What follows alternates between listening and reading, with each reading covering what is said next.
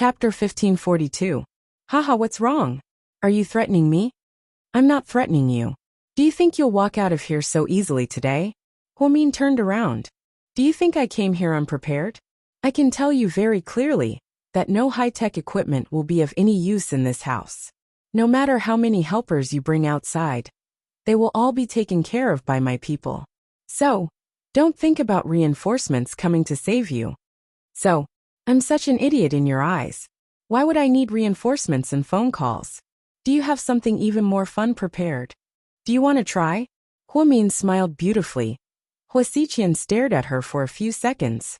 The two of them looked at each other in silence. Both of them were smiling, but neither of them spoke. In the end, Huasiqian spoke first. Mian, I don't want you to leave. Can you stay? In your dreams. She would never spend a night in this damned place again. Never again. I won't do anything to you. I just want to sleep here like last time, I swear. That's not possible. Huomin refused without hesitation.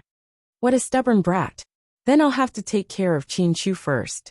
Do you think, if he mysteriously dies in the detention center, the police will just dispose of his body? Huasiqian smiled eerily.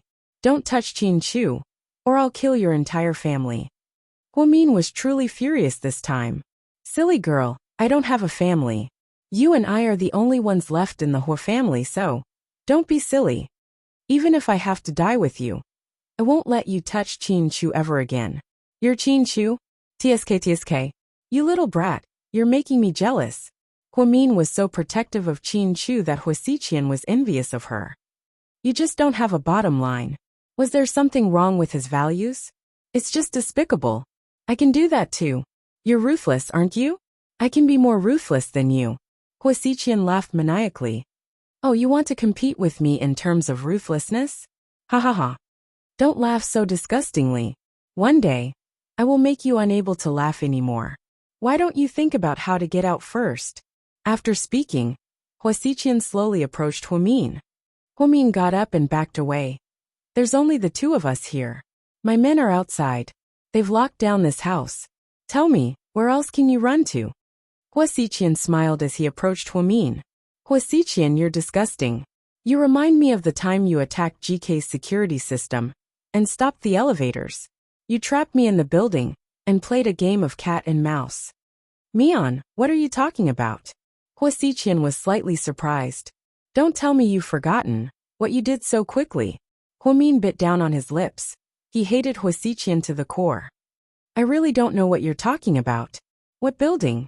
What security system? What cat and mouse? Did you get the wrong person? Impossible. I'd recognize your face even if it turned into ashes, Huomin said with certainty. Then is there someone who looks exactly like me? Huasiqian asked. Don't pretend with me, it's you. Only you would do something so disgusting. After speaking, Huomin turned around to leave. Mian, why are you so stubborn? I told you you can't get out. Really? Then let's try. After speaking, Huomin reached into her bag and took out a light blue bottle. What's that? Huasiqian was slightly surprised. It's something that can send you and me to hell instantly. For the first time, Huomin revealed an evil smile. Huasiqian put away his playful smile and became serious. This was the first time in all the years he had known Huomin. He saw such a dangerous expression on her face. Chapter 1543. Mian, are you serious? Huasiqian laughed. What do you think? Huomin asked back provocatively. After staring at each other for about 5 seconds, Huasiqian sighed. You little brat, it's so hard to keep you for one night. Huomin remained silent. Alright, don't stare at me like that. Go. I'm not keeping you any longer. Upon hearing what he said, Huomin turned around and left. However, she still held onto the light blue bottle tightly in her hand. Huasiqian didn't say anything until Huomin walked out of the Huo mansion. He just quietly looked at her back. Boss, are you going to let Miss Huo go just like that? His subordinate seemed very reluctant. After working for Huasiqian for so many years, they knew all too well how Huasiqian felt about Huomin. What else can I do? I think Miss Huo is just scaring us. It's just a little bottle, is it that scary?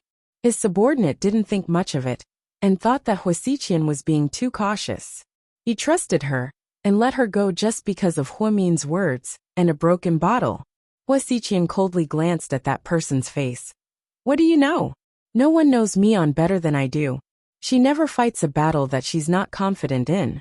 That brat is very similar to me in one aspect. We're both ruthless. In this world, other than me and Huomin, no one is more ruthless than us. After speaking, Hua Xiqian yawned and walked upstairs. I'm done playing. I'm going to bed. His subordinate didn't dare to say anything else. Their boss was always weird, and most people wouldn't understand him. Huomin walked out of the Hua mansion with a heavy heart. The last snowfall before the beginning of spring fell in the north. It was shockingly heavy. Huomin parked his car in front of a shopping mall, which was a rare sight. Then he walked around aimlessly. After an unknown period of time, she felt that she was about to lose consciousness from the cold. Suddenly, a black cashmere coat was draped over her body. She turned her head and glanced at Suyu without a trace of surprise. Qin was not by her side. At this time, if there was someone who could put himself in her shoes, that person would definitely be Suyu. Before Huomin could speak, Suyu said, When Tang Chuan drove past the Bifrost, he saw you walking here alone. So he told me. Oh, Huomin replied faintly. It's so cold, do you want to freeze to death? No. Huomin was in low spirits. Not in a good mood. Yeah. Huomin nodded. Tonight, when she went to negotiate with Hua Xiqian, not only did she not get anything out of it, but it also increased her psychological burden. Hua Xiqian accidentally mentioned that he tampered with the detention center and asked her to collect Qin Chu's body. This became a rock in her heart. It was so heavy that she couldn't breathe. You can't take it out on your own body. Silly. Suyu's cashmere coat was really warm. It instantly warmed Huomin's heart. Do you still want to walk? I'll go with you. No, come with me to the Sunset Cliff. Why are we going there? Suyu was surprised. The Sunset Cliff was a very remote cliff. Because it was close to the sea, the terrain was very steep. Other than a few mountain climbers who were willing to go there, basically no one went there. It was very sparsely populated. I need to take care of something. After Huomin finished speaking, she followed Suyu into his Lamborghini. When they arrived at the foot of the Sunset Cliff, the mountain path was very steep. Plus, it was night time, so even a sports car couldn't go up. The two of them walked up. Suyu was born in the military, so he was very energetic. Huomin, on the other hand, was much frilier. Her pace slowed down. Are you tired? Let's take a break? Suyu asked. No need. You only know how to hold on. I'll let you die from exhaustion. After Suyu finished speaking, he didn't care if Huomin was willing or not. He picked her up horizontally. Then he placed her on his back and carried her away. Hey, Suyu, Huomin loudly protested. Chapter 1544. Shut up, you're so annoying. Suyu didn't give Huomin a chance to nag, and carried her up the mountain. At first, Huomin wanted to come down. But no matter what she said, Suyu wouldn't say a word, so she gave up. Finally, the two of them arrived at the top of the mountain. After Suyu put Huomin down, beads of sweat appeared on his forehead. Huomin saw all of this. Am I heavy? She asked. It's okay, my golden retriever is just a little bit heavier. Damn you, comparing me to your golden retriever. Huomin was so angry that she laughed. Don't be angry, my golden retriever is smarter than you. At least he wouldn't be stupid enough to meet the enemy alone. You know everything? How can you hide anything from me? Suyu glanced at Huomin indifferently. Actually, I just wanted to see if he would let Qin Chu live if I gave him all my money. He didn't want money to begin with. What you did was stupid. Suyu scolded Huomin fiercely. Maybe I'm just desperate.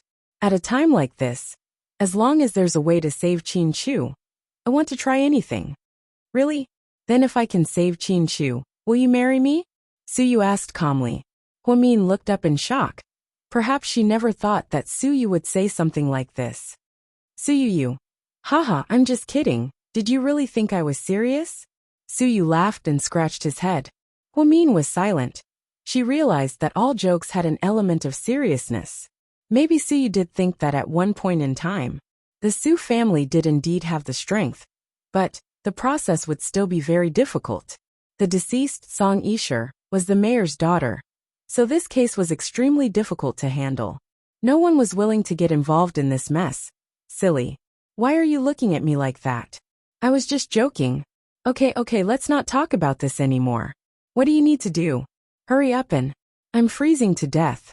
When Suyu received Tang Chuan's call, he was having a meal with a client and discussing a cooperation project. After receiving the call, he immediately apologized and left. He did not have any extra clothes on him. Therefore, after giving the cashmere coat to Huamin, he only wore a sweater inside, which instantly froze like a dog.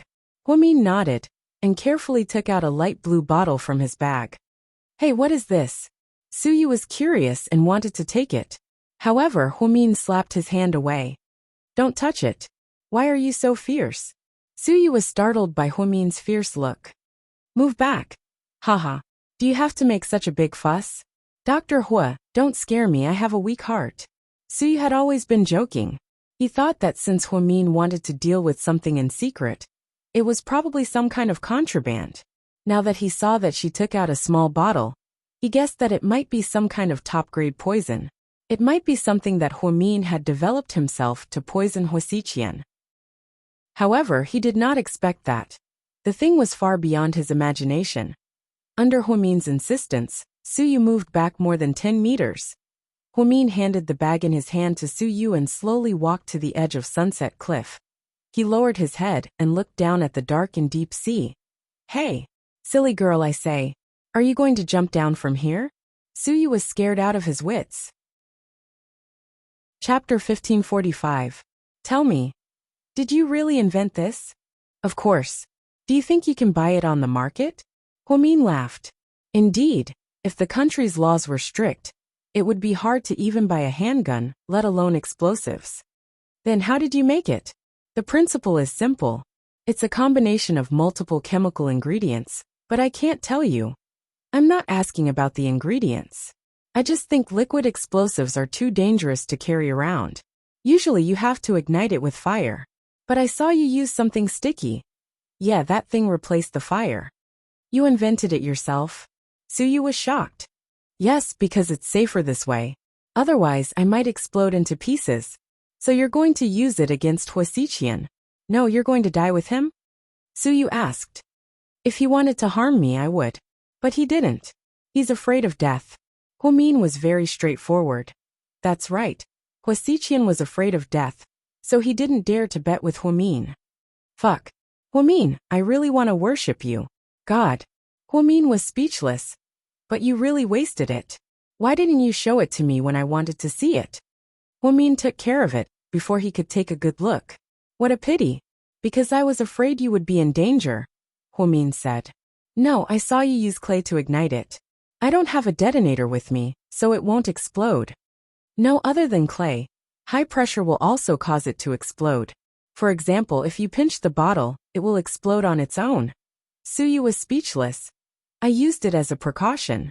If I don't have time to grab the clay or lose it, I have to have another plan.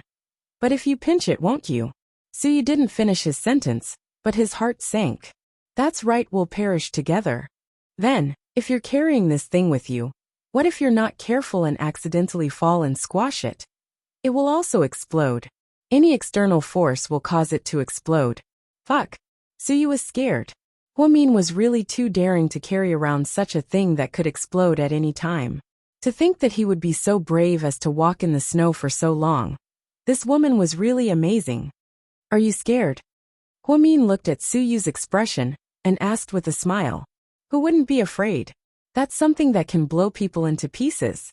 Suyu's forehead was covered in cold sweat. I've already dealt with it. It's fine.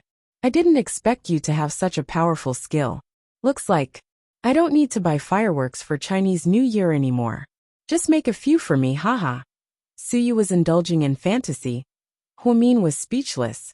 Only someone like Suyu would think of something as immoral as using explosives to replace fireworks. Are you hungry? Let's go eat something. Suyu happily followed behind Huamin. At this moment, he was like a follower worshipping a god. He worshipped Huamin from the bottom of his heart. I'm not hungry. My stomach has been hurting lately. I can't eat anything. You're just too hot-tempered. I know a Hong Kong restaurant. The soup is really authentic. Let's go there. Tell me about your thoughts on developing explosives. Huamin was speechless. Suyu was really obsessed with explosives. He looked at Huamin with great infatuation. Who would have thought that this gentle girl would be able to make such a powerful weapon? Suyu thought that he could talk to his grandpa and have his army recruit Huamin, this genius. I really don't want to eat. Huamin politely refused. Then just treat it as eating with me, okay? Carrying a pig like you up the mountain was really exhausting.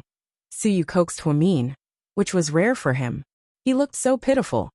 Huamin couldn't bear to see him like this. Chapter 1546. Okay. Seeing that Huamin finally agreed, the corners of Suyu's mouth curled up. He was in a great mood. Inside the Hong Kong tea restaurant, Suyu ordered a table full of food, but Huamin didn't have much of an appetite, so she barely ate. Suyu then asked the waiter to make her some bird's nest soup. You don't look very well, you should sleep more. Suyu looked up at Huamin as he ate. Huamin touched her face and forced a smile. I can't sleep. Hey, when your mom named you Huamin, did she tell you to sleep more? Suyu laughed. Huamin. When it comes to bullshitting, I admire no one but you, Suyu. You're the president of a company, but you're not serious at all. Ha ha ha. I'm just trying to make you happy. Suyu smiled as he put another shrimp dumpling on Huamin's plate. Try this, it's not bad, it's very fresh. Huamin didn't want to reject his kindness, so she took a bite. Suddenly, her stomach began to churn. It was extremely uncomfortable. Seeing the change in Huamin's expression, Suyu quickly asked, What's wrong, are you okay? Huamin shook her head. You look? I'm fine. I don't have much of an appetite, you can eat. Huamin stopped eating. She only picked up a glass of water and took a sip. Suyu felt bad seeing her like this.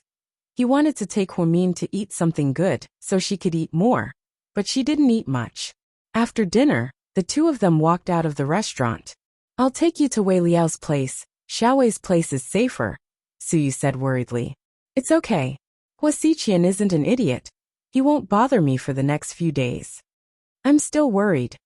Believe me, no one knows him better than I do. All right then. The trial will begin the day after tomorrow. Yeah. Huamin nodded. Be strong. Okay. Huamin raised his head and continued to smile. Her smile made Suyu feel a slight pain in his heart. His heart ached for Huamin, who was supporting the overall situation by himself. Then I'll send you back to Sky Blessing Court. My car is still in 3rd Ring Road. It's okay. I'll let you drive it to your door later, Suyu added. All right. Then I'll have to trouble you, Lord Su, Huamin joked. Cut the crap and get in the car. Suyu had already regarded Huamin as a very important person. Even if she did not accept his feelings, he would continue to treat her well, protecting her. A few days ago, he happened to watch a movie on TV at home called Summer Trees Looking Up at Heaven. There was a sentence in the movie that touched him. Summer Trees said that there were 2 types of happiness in the world. The first type of happiness was for 2 people who loved each other to be together. If they couldn't be together, then please fulfill the second type of happiness. The second type of happiness was for the person you loved to be happy forever. Suyu felt that it was almost impossible for him to be with Huamin. Therefore, he was willing to quietly watch Huamin be happy. If Huamin was happy, then he was happy too. When they returned to Sky Blessing Court, it was already 1 in the morning. To their surprise, there were a lot of people at home.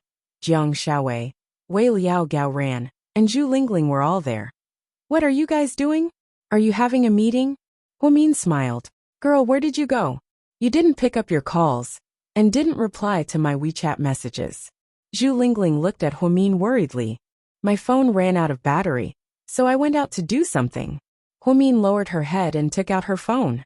Indeed, it turned off automatically. Damn, you scared us to death. Xiaowei and I called so many times, but we couldn't get through. We were worried that something might have happened to you. So we searched a lot of places. In the end, we decided to wait for you here. Zhu Lingling rushed to answer. Chapter 1547. I'm fine. I went out for supper with Lord Su. Huamin smiled. You're really something. Why didn't you tell us that you had a beauty with you? You made my pregnant wife worried. Wei Liao smiled at Suyu. If I told you animals, would I still be able to eat? Suyu retorted. Huamin held Xiaowei's hand. Slightly. I'm sorry for making you worry. You guys should go home. It's too late. You're pregnant. Mian, sleep at my place tonight. Jiang Xiaowei was still worried. It's fine. It's safe here. I don't like the bed. I didn't sleep well at your place, Huamin insisted 3 times before everyone agreed to let her stay at Sky Blessing Court alone. Mian, the court hearing is the day after tomorrow. Gao Ran's voice was very hoarse. He had been busy helping Qin Chu these past few days. However, it was useless. Even his father couldn't do anything, which made him very anxious. He also had a retraction needle on the back of his hand. It seemed like Gao Ran was also sick. Huamin didn't have the heart to torture everyone. I'm a little tired today, I'll go in and rest. I still have a lot of work to do at the company tomorrow. You guys should go to bed early. I'll see you at the court entrance the day after tomorrow. Okay, then you should go to bed early. Zhu Lingling nodded. Mian, if you don't dare, call me immediately. I'll get the driver to pick you up, Jiang Xiaowei said worriedly. Okay. After everyone left, Suyu was the last to leave. Are you really okay? He asked again worriedly. I'm really fine. Then I'm leaving. Okay. Oh right, wait a minute. Huamin called out to Suyu. He turned around. About the liquid explosives. Before Huamin could finish, Suyu continued. I won't tell anyone. Smart. Good night. Huamin smiled. Good night. When he left Blessed Heavenly Garden, Suyu's heart was heavy. He drove to a nightclub to find Tang Chuan to drink and relieve his boredom. What's wrong? Didn't you say that you spent the night with Huamin? What's with that expression? Tang Chuan laughed. Repressed. What's there to be suppressed for? If it were up to me, you should take this opportunity to take down Huamin. Qin Chu is trapped. This is your chance. Get lost. Don't talk to me about this. You're such a coward. In my opinion, you'll never be able to get Huamin like this. Tang Chuan sometimes disagreed with Suyu's way of doing things. He still liked the old Suyu. He was domineering and arrogant, fighting for whatever he wanted. If he couldn't get it, he would take it by force. He was like a bandit. However, when faced with Huamin, Suyu became timid. He didn't dare to do anything, and could only grieve by himself. Suyu didn't say anything and just quietly drank. He felt bad for Huamin. For Huamin, who was struggling alone. The situation was so bad. But Huamin still forced a smile and struggled to hold on. Sometimes, he selfishly hoped that Huamin would fall. That way, he would have a reason to help Huamin. The next morning, Suyu sent the car back, and Huamin drove straight to GK headquarters. Hua Xiqian's malicious purchase of GK's shares made everyone at GK anxious. A few small shareholders took the opportunity to betray the company and sold their shares to Hua Xiqian at a high price. Huamin was so angry that his face turned pale. A young lady. What should we do now? The company can't hold on much longer. Assistant Yang said hesitantly. A young lady. Why don't we look for investors like other companies? Bella suggested. Chapter 1548. Just then there was a knock on the door. Come in. Huamin looked at the door. Sister Ingzi walked in her high heels and placed a stack of contracts in front of Huamin. A young lady. We want to terminate our contract. Huamin was slightly surprised and looked up at her. Terminate what contract? Bella was confused. A young lady. Don't blame us for being heartless. Yang loves you deeply and has always treated you like an older sister. He's too embarrassed to say it, but I'm his manager so I can't say it. This concerns the future of our studio. Yang is very popular right now, and many film companies are offering high prices. Imperial Star and the Hua Corporation are both good candidates. Anyone with eyes knows that our company is about to go down. If we continue to hold on, Yang's fame will be ruined. And then we won't be able to offer as high a price as we are now. If you're really good to Yang, let him go. Dying on his own is better than dying in a fight. What are you talking about? Bella was furious. Ingzi, are you trying to kick us when we're down? Assistant Yang couldn't stay calm.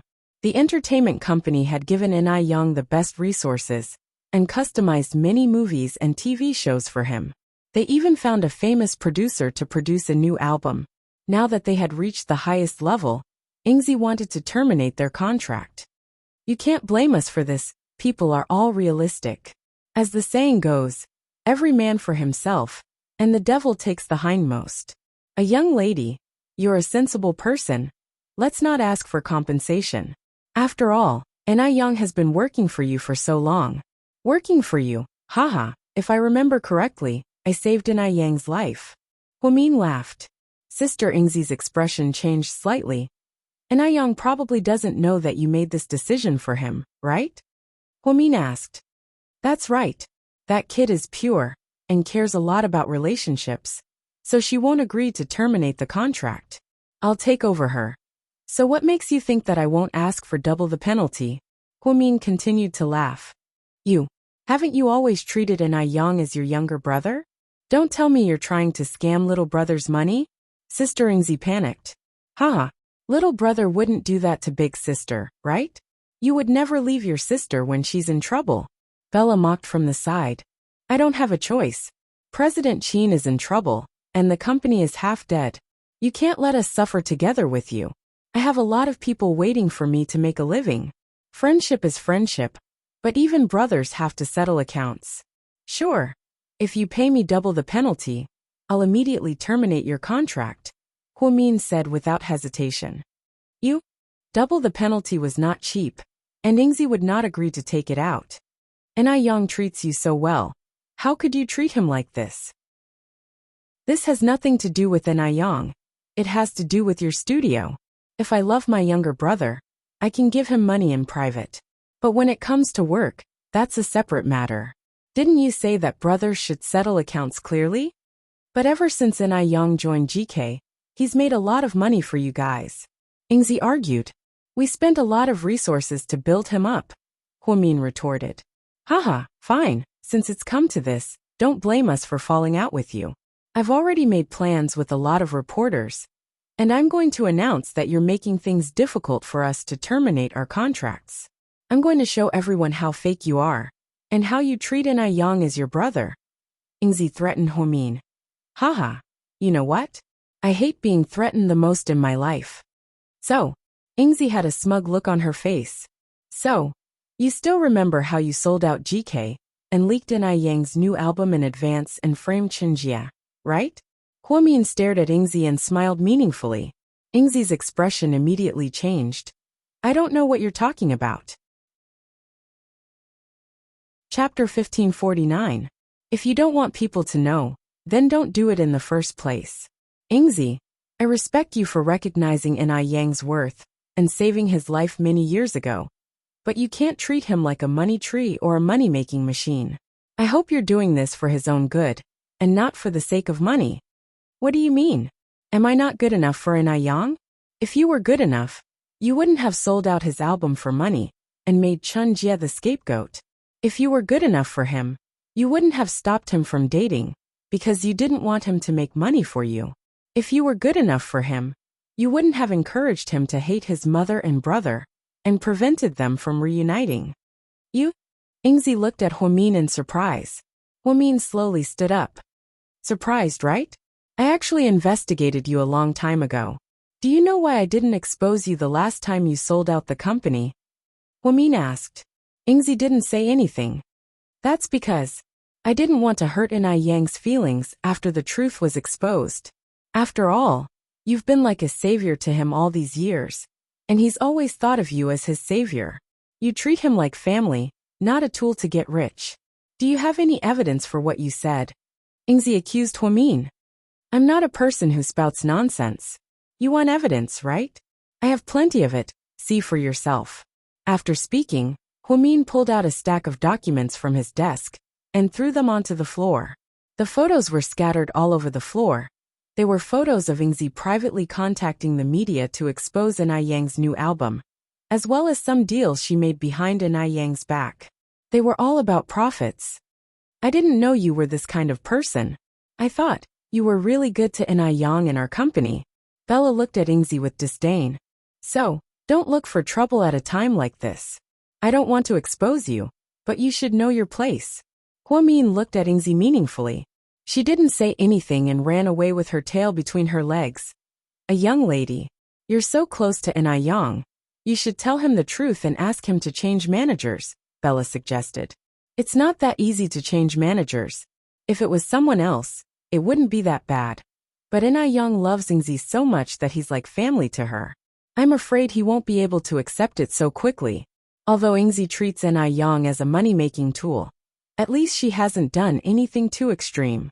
I've been so busy lately that I don't have the time to care about this. If she hadn't taken the initiative to kick him when he was down, I wouldn't have had a falling out with her. I'm not a ruthless person. It's best to leave some leeway for everything. A young lady is indeed kind, Little Yang praised. But being merciful is useless. I can't save Mr. Qin. So I'd rather be a heartless woman than be merciful.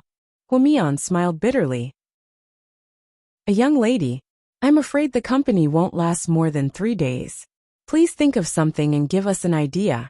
President Qin isn't here, and the chairman is in the hospital. You're the only one who can take care of the company. I really hope the company can survive this crisis.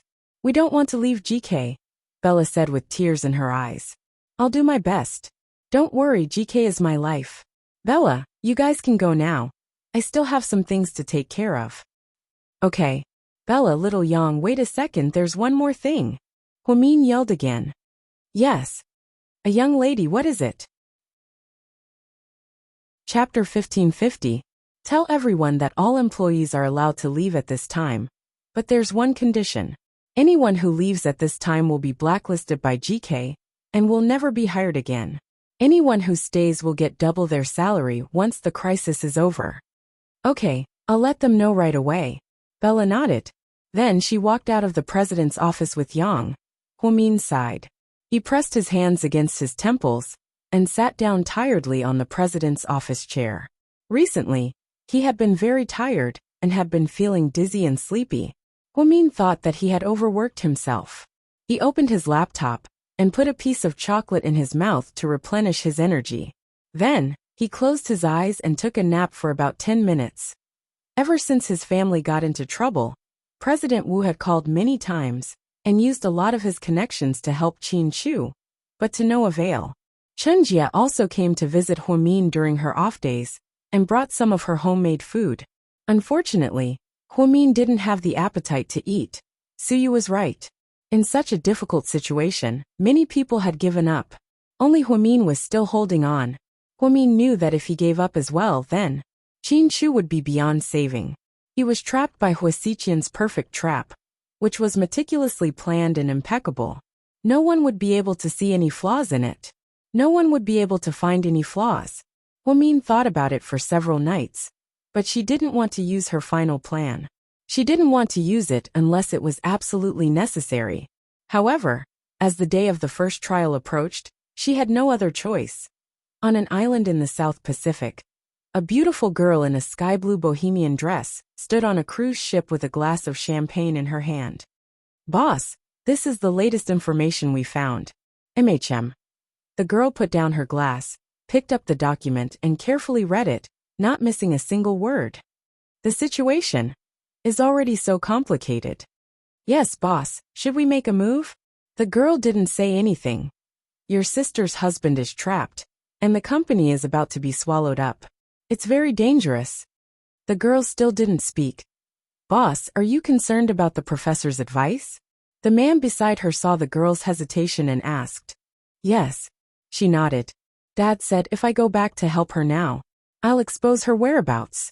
If I get involved, the situation will be 100 times more dangerous than it is now. Although she's in a difficult situation now, at least her life is not in danger. Also, I heard that my sister's husband has some personal connections with the American mafia. Reno and Rick won't just stand by and watch. That being said, the problem is, aren't you worried about her safety? The girl bit her lips as if her thoughts had been exposed. She remained silent. After a long while she said slowly, Dad has lived longer than me, so what he says must make sense. Moreover, his love for sister is no less than mine. Perhaps this really isn't the best time to look for her. Let's wait and see. After saying that, the girl picked up the champagne beside her and drank it in one gulp. Then he walked into the cabin with a heavy heart.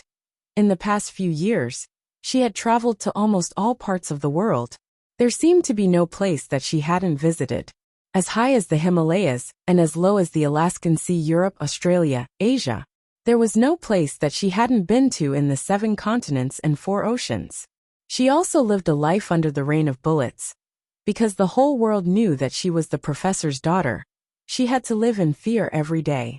She fought to not be captured, not to be used as a hostage to threaten her father, not to be killed, and not to make her father worry. Therefore, her father was right. In comparison, her sister's life had been peaceful, but her sister was much happier than her. Although she had a lot of money and a lot of subordinates, her life was still on the verge of death. For her, being able to see the sun tomorrow was a luxury. For her, she was born with only 2 wishes. One was to live a good life and escape the rain of bullets. The other was to see her sister Huamin and be reunited with her family while she was alive. 2 days later, the High People's Court heard the 327 homicide case. Huamin wore a black suit and had her hair tied up in a bun. She appeared at the entrance of the court, looking capable and handsome. Chapter 1551. While waiting for his friends, Huamin was surrounded by a large group of reporters. Lady Qin, can you tell us how you're feeling right now? I'm in a good mood. I believe that my husband will be fine.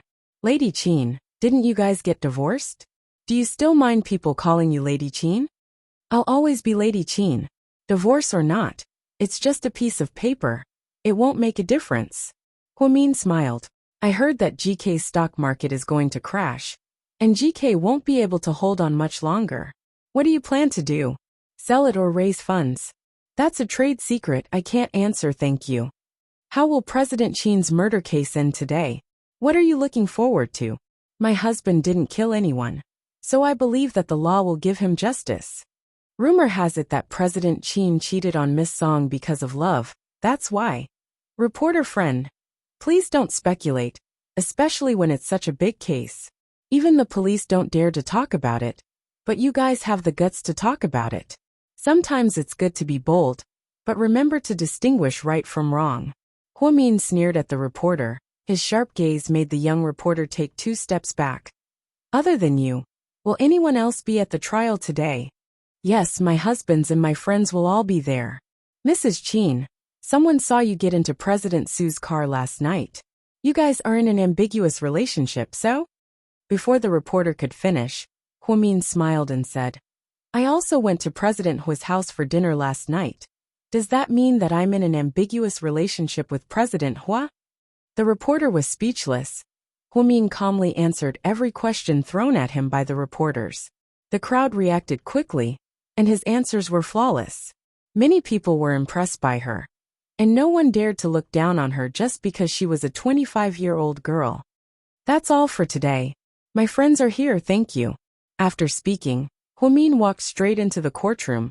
A large number of reporters were blocked outside the door by the police who maintained law and order. Wei Liao drove a black Mercedes-Benz 600 with Jiang Xiaowei. Zhu Lingling was sitting in Gao Ran's Jaguar. Inside Rick's Ferrari were Rick, and Cece. Su Yu's black Lamborghini. There was also Tang Chuan's white Porsche 918. The entrance of the courtroom was as spectacular as a luxury car show. Let's go in, everyone.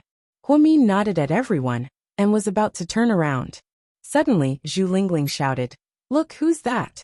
Everyone turned around and saw a black Range Rover parked at the entrance. Hua Xiqian was wearing a red suit, just like the groom.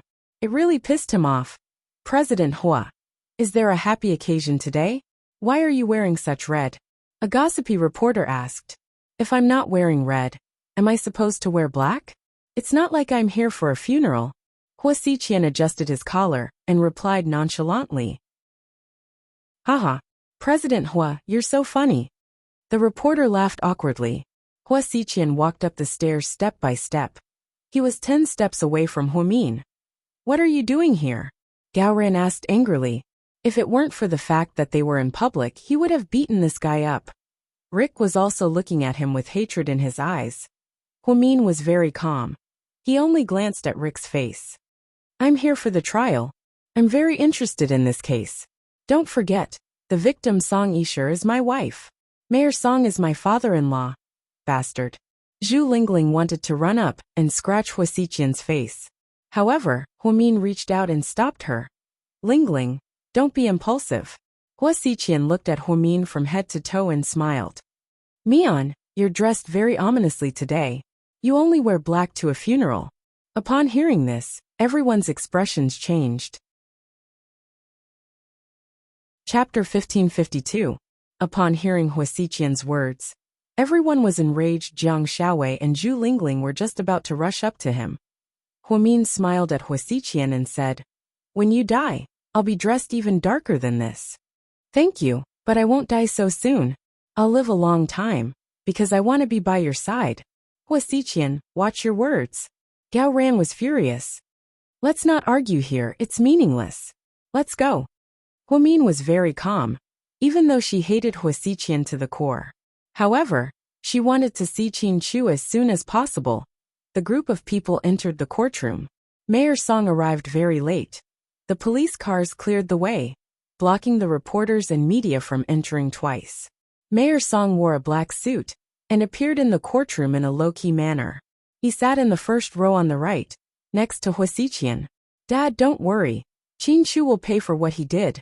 Hua Xiqian whispered into Mayor Song's ear. Mayor Song didn't say a word, but his expression was serious. Huamin and the others all sat on the left. That Hua Xiqian, I don't know what he said to Mayor Song, but it's so infuriating. Zhu Lingling cursed. Gao Ran tightly held onto her hand. Don't worry, he'll get what he deserves. He won't have a good ending. Jiang Shaowei held onto her bulging belly with one hand. Wei Liao picked up a white coat and put it on her. Huamin sat next to Jiang Shaowei. She seemed a little nervous. She missed Qin Chu so much that he was locked up. She didn't have the chance to visit him. After about 10 minutes, all the court employees were in position. Bring the suspect, Qin Chu. The chief judge gave the order. Huamin nervously crossed his arms and looked towards the entrance. Qin Chu walked out with the help of 2 police officers. He was wearing cold handcuffs. It's Qin Chu. Zhu Lingling pointed in that direction and looked over with Gao Ran. Huamin teared up the moment he saw Qin Chu. He had lost weight and looked a little haggard, but he was still as handsome as ever. Mr. Qin's looks were widely acknowledged. Even Su Yu, Hua Xiqian, and many other celebrities couldn't compare. That kind of aura was innate. The moment Qin Chu entered, he raised his head and looked at Huamin. Then, the corners of his mouth curled up slightly. Huamin couldn't help but cry. She stood up and wanted to run up to him and hug him. Mian, you can't go over there. Jiang Shaowei rationally pulled Huamin back. Qin Chu gave Huamin a look that said, I'm fine, don't worry. Then, he walked up to the defendant's stand. The lawyers hired by the police and GK's legal team began a long and intense standoff. There was a small interlude in this. Originally, Qin Chu's case was to be defended by the famous Chinese lawyer, Dennis Wu. But the strange thing was that Dennis was attacked and shot on the first day he was about to come to China. Although his life wasn't in danger, he couldn't leave the hospital, so he couldn't come. Rick and Huamin both knew that this wasn't a coincidence. It had to be Hua Xiqian's doing, but they couldn't do anything about it. The police's lawyer had a strong stance and was also a well-known lawyer in China. Apparently, he was personally appointed by Mayor Song. He looked at Qin Chu and asked, On the day of the incident, where were you around 3 in the morning? I was at Song Yishur's mansion. Why were you there? She sent me a message, saying that she had something important to tell you. What important thing? Did she say it? Qin Chu glanced at Hua Xiqian, who was sitting in the courtroom. Hua Xiqian gave Qin Chu a provocative smile. Chapter 1553. She didn't say anything. Qin Chu replied indifferently. The victim, Miss Song Yishur, was only seen by you on the night of her death. Therefore, we have enough reason to suspect that you are the murderer. The evidence is indeed perfect, but unfortunately, I am not the murderer. I will not plead guilty. Qin Chu's expression was very calm. There was no trace of fear or anxiety in his eyes. Huamin liked this side of him. It was as if the world was coming to an end, but he didn't seem to care.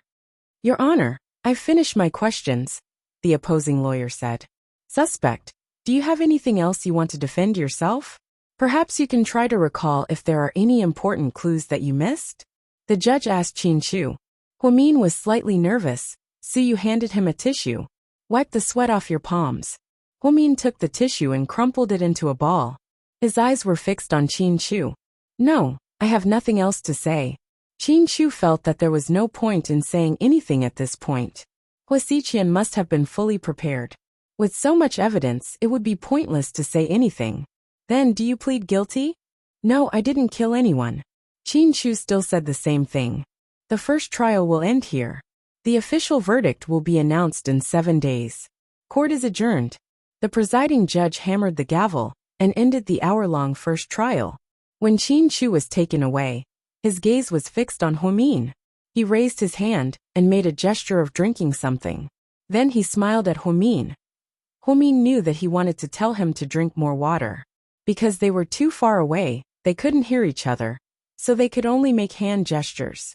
With tears in his eyes, Huamin used hand gestures to tell Qin Chu, I love you very much. I'll wait for you to come back. Qin Chu immediately understood. Then, he nodded slightly and was taken away by the police. After Qin Chu's figure disappeared, Huamin got up and left. She walked quickly. Suyu, who was behind her, quickly followed, because he noticed that something was wrong with her mood. When Huamin walked out, she barged past the media, got into her car, and sped away. Lord Su, hurry up and follow her. Okay. Suyu's Lamborghini got into his Lamborghini and chased after Huamin. Mian didn't look too good just now, Jiang Xiaowei said worriedly. Lord Su's here, don't worry. Is T Mian's? Gao Ran didn't say anything, but he hugged Zhu Lingling tightly with one hand.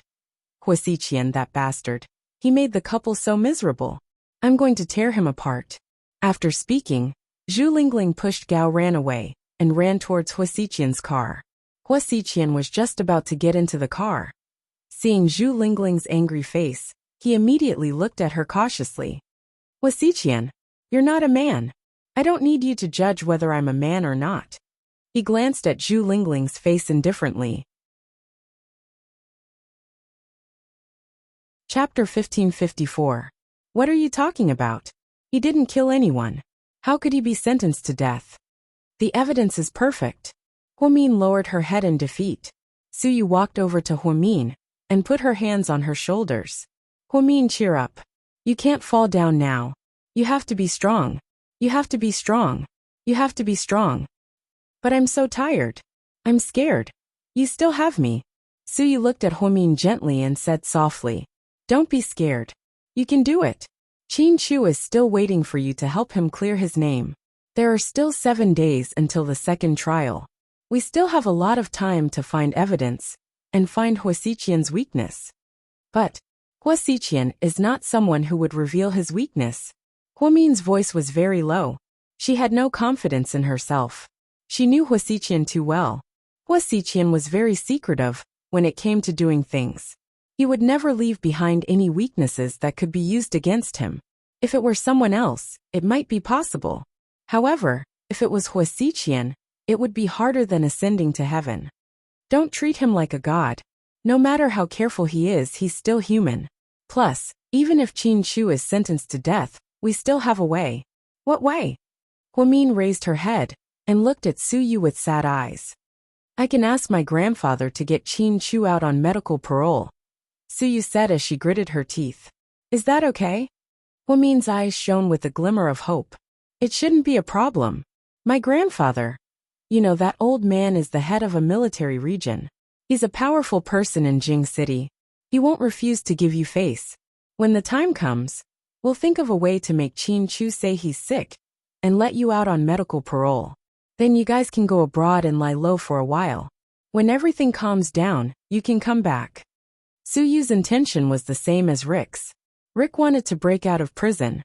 Suyu was going to be released on bail for medical treatment. In the end, he was going to be sent overseas. However, the nature of the case was different. Rick breaking out of prison was a crime on top of a crime. And Qin Chu would have to bear the crime of being a murderer for the rest of his life. On the other hand, Suyu had openly left the prison and went abroad to recuperate. Although Suyu's idea seemed really good, Huamin knew that Suyu made it sound easy. However, it wasn't easy at all to do it. Because the victim was Song Yisher, all the leaders in the province were paying close attention to the case. If the Su family really wanted to make such a big move, they would probably be caught red-handed by others. If the media were to spread rumors, then Grandpa Su's reputation would be ruined. Plus, Lord Su would never agree to this. Suyu, thank you, but I don't want to do this. Please don't drag Lord Su into this. The fewer people involved, the better. Otherwise, I'll feel even more uneasy. Qin Chu won't agree to this either. He's not that selfish. He won't drag others into this because of his own problems. It's not that hard. Suyu replied, trying to cover up the truth. Don't treat me like an idiot. I know how hard this is. I'm very touched by your concern. You're right, I have to pull myself together. If I fall, what will happen to Qin Chu? Huamin felt like her heart was being pierced by a knife when she thought about how haggard Qin Chu looked today. Then, she slowly got up and ran towards the ocean. Suyu was so scared that he followed closely behind her. What are you doing? Come back here.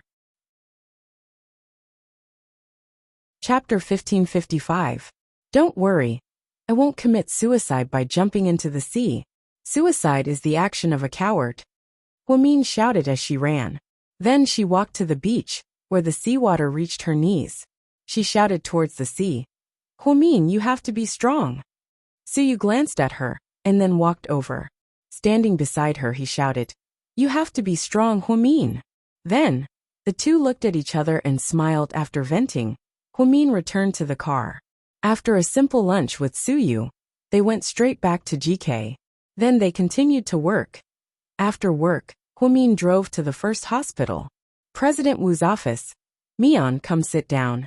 President Wu was really nice to Huamin, as if she was family.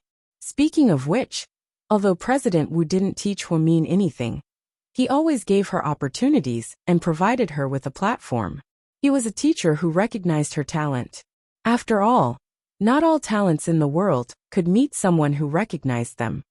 Director Huamin, dressed in a professional suit, walked over and sat on the sofa in the director's office. His assistant made tea for the two of them. President Wu walked over and pushed the teacup over. Here, try it. I heard that you like Westlake Longjing very much? Yeah, because it has a sweet and refreshing taste. I like green tea very much. Huamin smiled, picked up the teacup and took a sip. How is it? It's not bad. I bought it a few days ago when I passed by Westlake on a business trip. I heard that the real Longjing is watered with Longquan water. President Wu said slowly. That's right, all good things are made with great care. Huamian nodded. So, you are the best you after going through so many difficulties. President Wu looked at Huamin and said lovingly. President. Huamin was slightly touched. Huamin, so many things have happened during this period of time. You've been worried about Qin Chu, managed the company, and took care of your in-laws who are hospitalized. At the same time, you've had to deal with so much public opinion and violence. If it were any other girl, she would have broken down a long time ago. Me too. Huamin smiled. But you made it through again. Even in the most desperate moment, I hope you don't give up. We have an old saying in China, put death in order to be reborn. I believe that you'll make it through this difficult time. There's also another saying, joy comes from the depths of misfortune.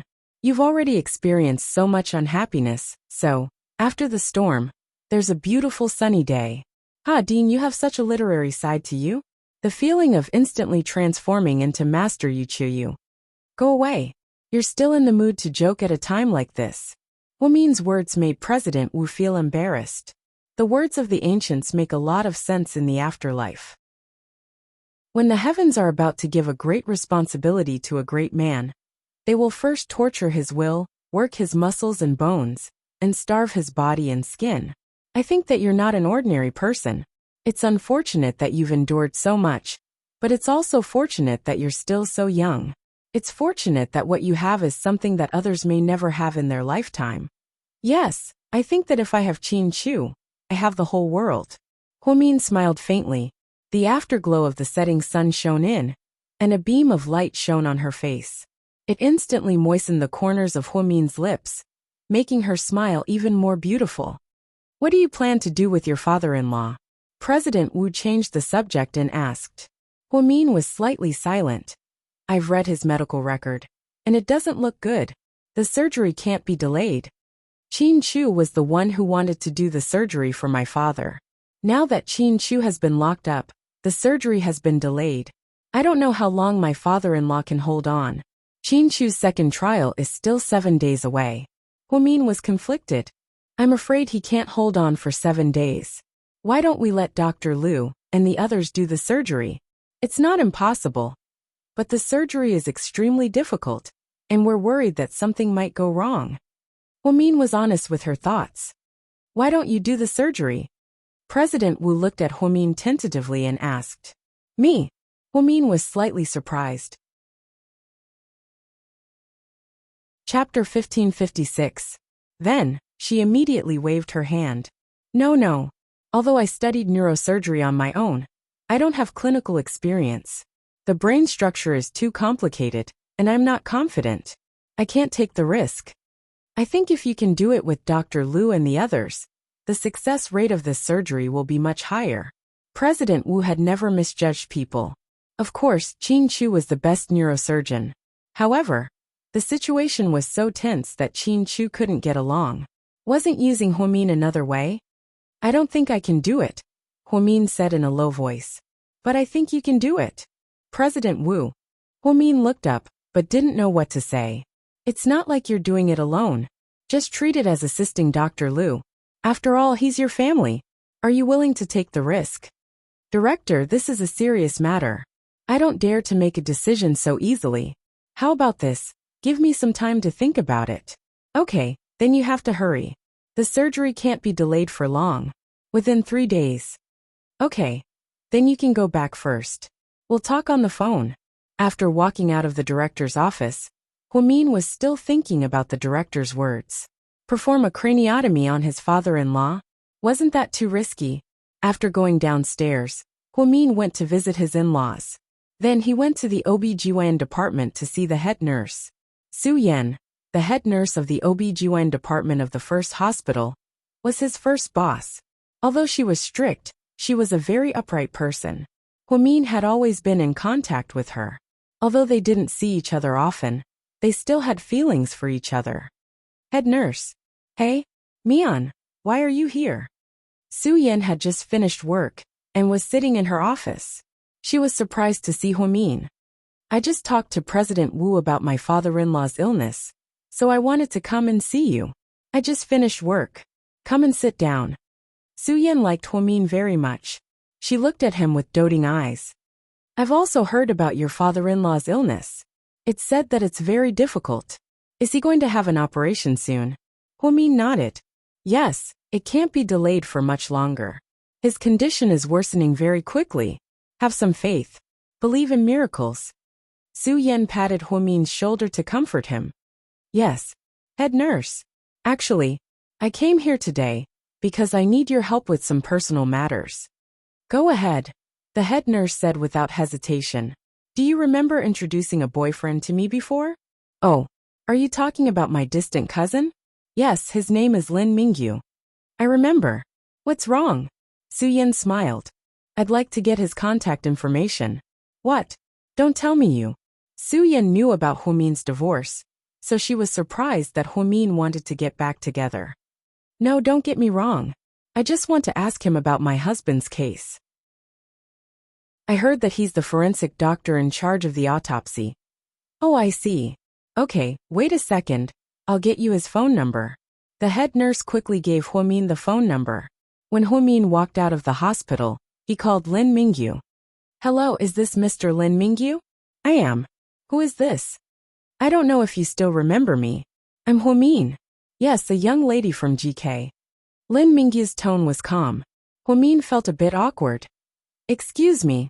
I just got your number from head nurse Su. Actually, There's something I want to ask you. I wonder if it's convenient for you?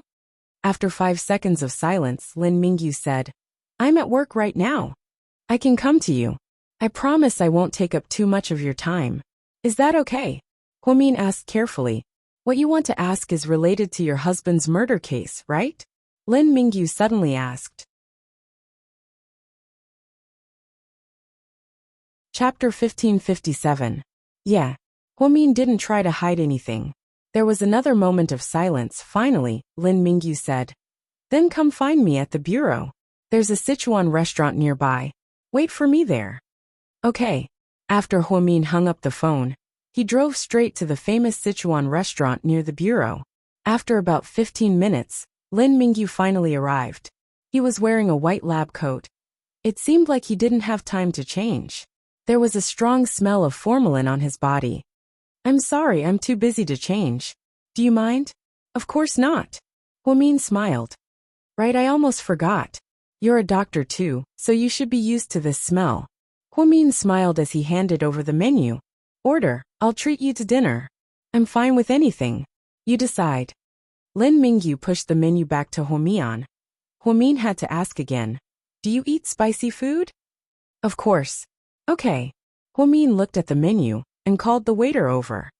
I'd like a portion of boiled fish. How spicy and how numb. Okay. The waiter immediately took out the menu. I'd like a portion of chuanbei cold jelly. I'd like a portion of blueberry yam. I'd like a portion of stir-fried broccoli. And a portion of Westlake beef soup. That's enough. Huomin, there's only the two of us. We can't finish all of this. Lin Mingyu quickly stopped him. That's enough. Huomin handed the menu to the waiter and poured a glass of water for Lin Mingyu. Thank you, Dr. Lin. I'm a straightforward person. I don't like to pretend to be close to people. And I don't like to beat around the bush either. I'll be direct. I know that you're the forensic doctor for this case, so I have a lot of questions that I want to ask you. After all, I can't let my husband be wronged. I have to clear his name. You mean your husband didn't kill her? Lin Mingyu wasn't surprised. He just asked quietly. Huomin nodded. Yes, he was set up. As the president of GK, my husband has many ways to kill someone. He's not stupid enough to do it himself. Wouldn't that be asking for arrest? You're right. I think so too. But in today's society, everything is about evidence. If your husband can't prove his innocence, he can only take the blame. Dr. Lin, is there anything suspicious about Song Yisher's body? What are you referring to? Lin Mingyu asked. Just some suspicious things, the time of death. Or, other than Qin Chu's skin, are there any other fingerprints on the body? Dr. Hua, this is highly classified information, Lin Mingyu said calmly as he looked at Huomin. Huomin didn't say anything and bit his lip. It's not that I don't want to talk about it, but there are some things that I really can't talk about. This case is too important. The mayor and the leaders of the city bureau told me not to divulge any details, so I can't talk about it. Then can you tell me if anyone did anything to the body? Huomin already knew that Huasiqian wouldn't leave any clues, but he still wanted to try. No, there are no clues. You heard what the police lawyer said during the first trial. The time of death and the cause of death. And the skin on Song Yisher's body that your husband left behind. The two of them had an argument.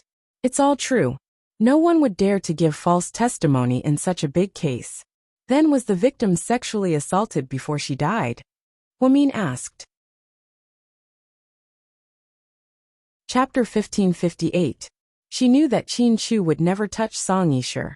Therefore, if someone could find out that Song Yisher had been sexually assaulted, it must have been Huasiqian or Huasiqian's people. No. Did you check carefully? Was there really nothing? Maybe the suspect wore a condom? Huomin asked. Dr. Hua, don't doubt my professionalism. I'm an experienced forensic doctor. I can tell that the victim was sexually assaulted. Even if the suspect wore a condom, I can still tell. The victim's body was not sexually assaulted. Her uterus is perfectly preserved, and there are no signs of secretions. I can say for sure that she was not sexually assaulted. She probably didn't have sex for a long time before she died. I'm sorry, I just cared too much about this case. I didn't mean to question your professionalism. Please don't misunderstand. I understand. Anyone would care. After all, the suspect is your husband. Hwamin remained silent. I heard you guys got a divorce? Lin Mingyu suddenly asked. Yes, he had his own difficulties at the time. What do you plan to do now? Wait for him to come out? Hwamin lowered his head. What if he doesn't come out? Are you still going to wait? Lin Mingyu stared at Hwamin's face and asked. Yes, I'll keep waiting. You're so stubborn. No wonder my cousin said you're stubborn. Lin Mingyu smiled. Hwamin didn't say anything else. Just then, the waiters began to serve the dishes. The two of them stopped talking about the case. Instead, they talked about some medical matters. When it was time to pay the bill, Lin Mingyu rushed to pay before Hwamin could. Didn't I say I'd treat you? I can't let a woman pay for me. I don't have that habit. Lin Mingyu smiled. Before they left, Hwamin took out his phone. Why is the battery dead? What's wrong? He asked. My phone ran out of battery. I wanted to call the company. If you remember the number, use my phone. Lin Mingyu took out his phone. Hwamin carefully took the phone and thanked him. Thank you, Dr. Lin. You're welcome. It's just a small matter. Hwamin picked up his phone and skillfully dialed a number. After listening for a while, he said in annoyance, I actually dialed the wrong number. I'm really drunk. Then she dialed again. Out of courtesy, Lin Mingyu walked to the entrance of the restaurant and waited for her. Hwamin walked out after finishing the call. Here's your phone. Thank you for lunch, Dr. Lin. You're welcome. Actually, I'm sorry. I didn't help you much. No, you've already helped me a lot by coming and discussing the case with me. I'll leave first. Goodbye. Hwamin. Hwamin turned around. Take care, Lin Mingyu suddenly said. The Hwamin now was completely different from the last time they met. Her aura was stronger and more beautiful. However, there were too many things in her eyes. Hwamin was too tired. Even an outsider like Lin Mingyu could tell. You too. Hwamin smiled and nodded. Then, he got into his car and left. Hwamin drove to the company. His phone rang. Sister Hwamin. What's up? Hwamin's voice was gentle. I know that Sister Ingzi wants to terminate her contract. I also know that she betrayed me and the company. Hwamin was silent. Sis, why didn't you tell me earlier? And Ayong, where are you? Hwamin didn't answer his question directly. Instead, he asked a question of his own.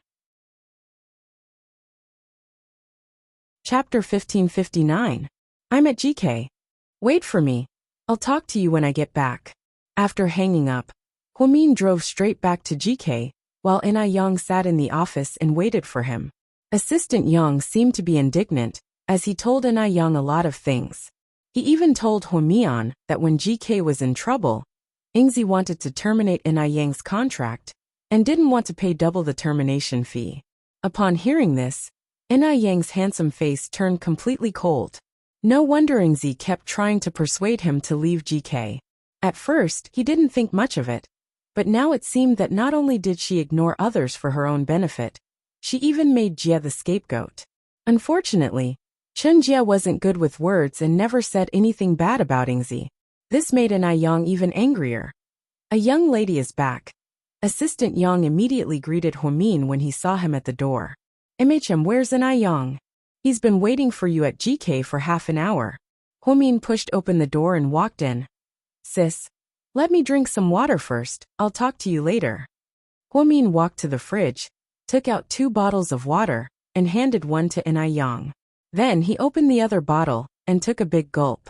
Sis, why didn't you tell me everything earlier? Ina Yang looked at Hwamin sadly. Where did you hear that? Hwamin was never the kind of person who would encourage others to do things behind their backs.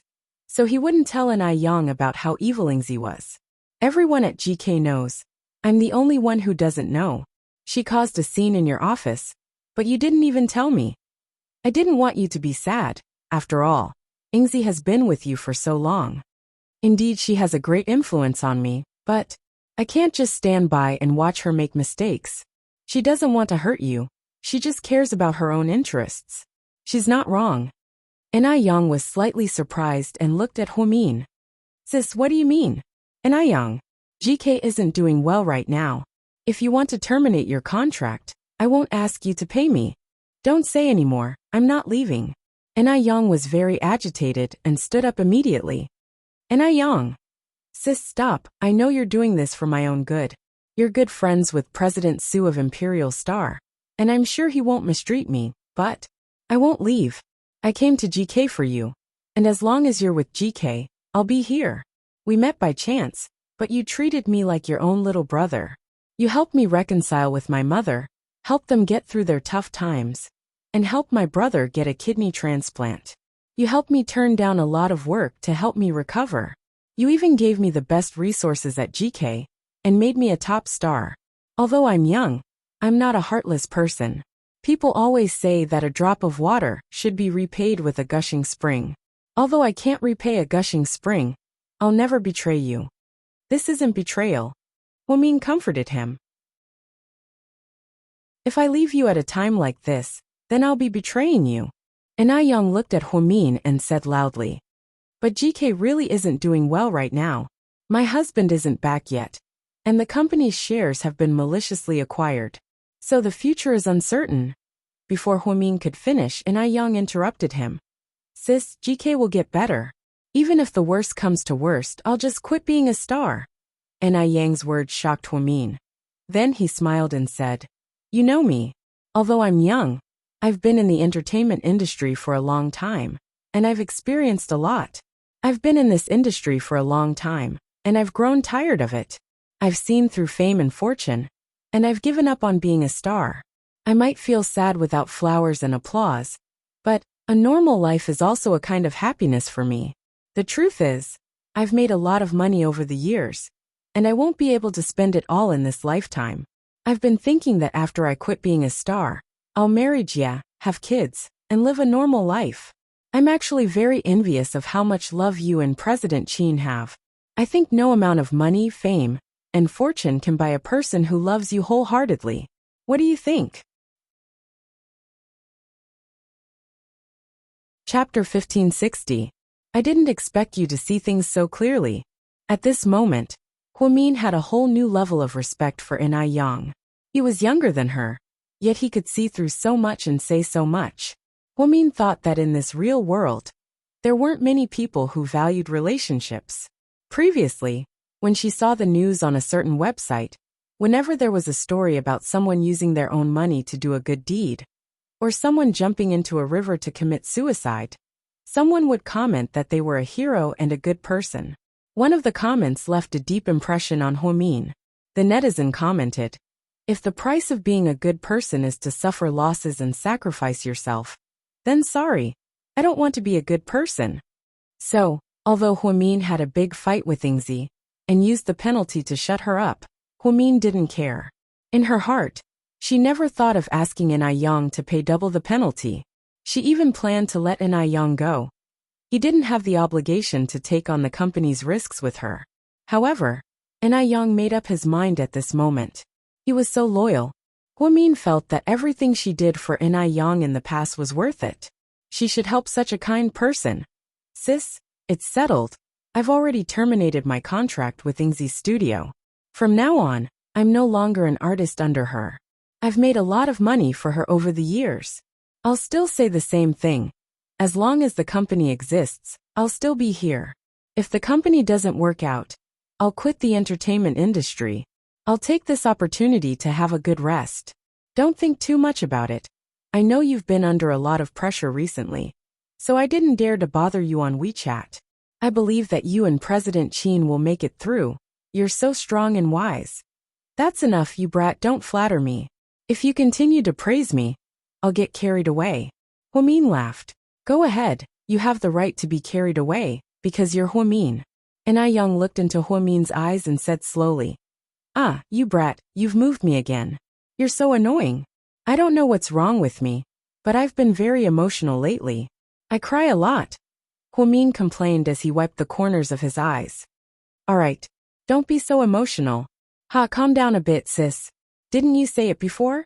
Other than life and death, everything else in this world is insignificant. Indeed. Hwamin nodded. It's settled then. I'll go check on Jia at South Side. When you're done, We'll treat you and President Qin to dinner. Okay. Huomin smiled slightly. He especially liked to hear Inai Yang's heartwarming words. After Inai Yang left, Huomin buried himself in his work. When it was past 7 o'clock in the evening, she walked out of the company and planned to eat something. At this moment, she received a call from her mother-in-law. Mom! Mian, hurry up and come. What's wrong? Huomin immediately asked upon hearing his mother-in-law's anxious tone. Mian, your dad. What happened to my dad? Huomin's heart skipped a beat. Your dad's been in a bad mood recently, and he hasn't been able to sleep at night. I thought he was just worried about the company and Chu, so I didn't think much of it. But I just realized that he's gone. Gone? What do you mean? He's on the rooftop of the hospital. He wants to die. No matter what I say, he won't come back. Hurry up and come. Mrs. Qin couldn't stop crying. Huomin's heart skipped a beat upon hearing this. Mom, wait for me, I'll be right there. Chapter 1561. When Huomin walked over, he saw a particularly thrilling scene. Qin Yuman stood on the rooftop of the hospital. In the cold wind, he was wearing a hospital gown and looked very thin. Mian, you're finally here. Come and see your dad. Lady Qin's eyes were red from crying. A large group of medical staff stood at the entrance of the rooftop, and there were also many onlookers below. The fire department and the police were all there, but no one dared to go up. Qin Yuman was standing on the edge, as if he would fall down if he wasn't careful. Mom, I'll go talk to Dad first. Don't worry. Huomin comforted his mother-in-law and walked towards the rooftop. Qin Yuman had his back to the rooftop. He looked down at the tall buildings and traffic below him, thinking about something. Dad! Huomin's father, Dr. Qin Yuman, slowly turned around. Mian, you're here. His voice was very deep, and his mood and expression were very different from usual. Dad, if you have something to say, we can talk it out. What are you doing? Do you know how worried we are about you? Huomin was also scared. Qin Yuman was an upright person, and would never do something like this to scare people. He only did this because he had suicidal thoughts. Mian, my illness can't be cured. Cancer is a disease that the whole world can't cure. Not to mention that I have brain cancer. We can't give up hope. Dad, Qin Chu isn't here, but I can still do the surgery for you. Mian, listen to me. Qin Yuman looked at Huomian meaningfully and said, Our family was harmed by evil people, and the stock market crashed. I know all of this, and the company is in danger. You don't have to hold on anymore. I don't think I'll be able to hold on for much longer with my illness. Why don't I just jump in and take on this debt, so that you and Chu don't have to worry about it? Dad, how can you think like that? GK is in a bit of trouble right now, but it's not at the end of the road. I haven't given up yet, so why should you?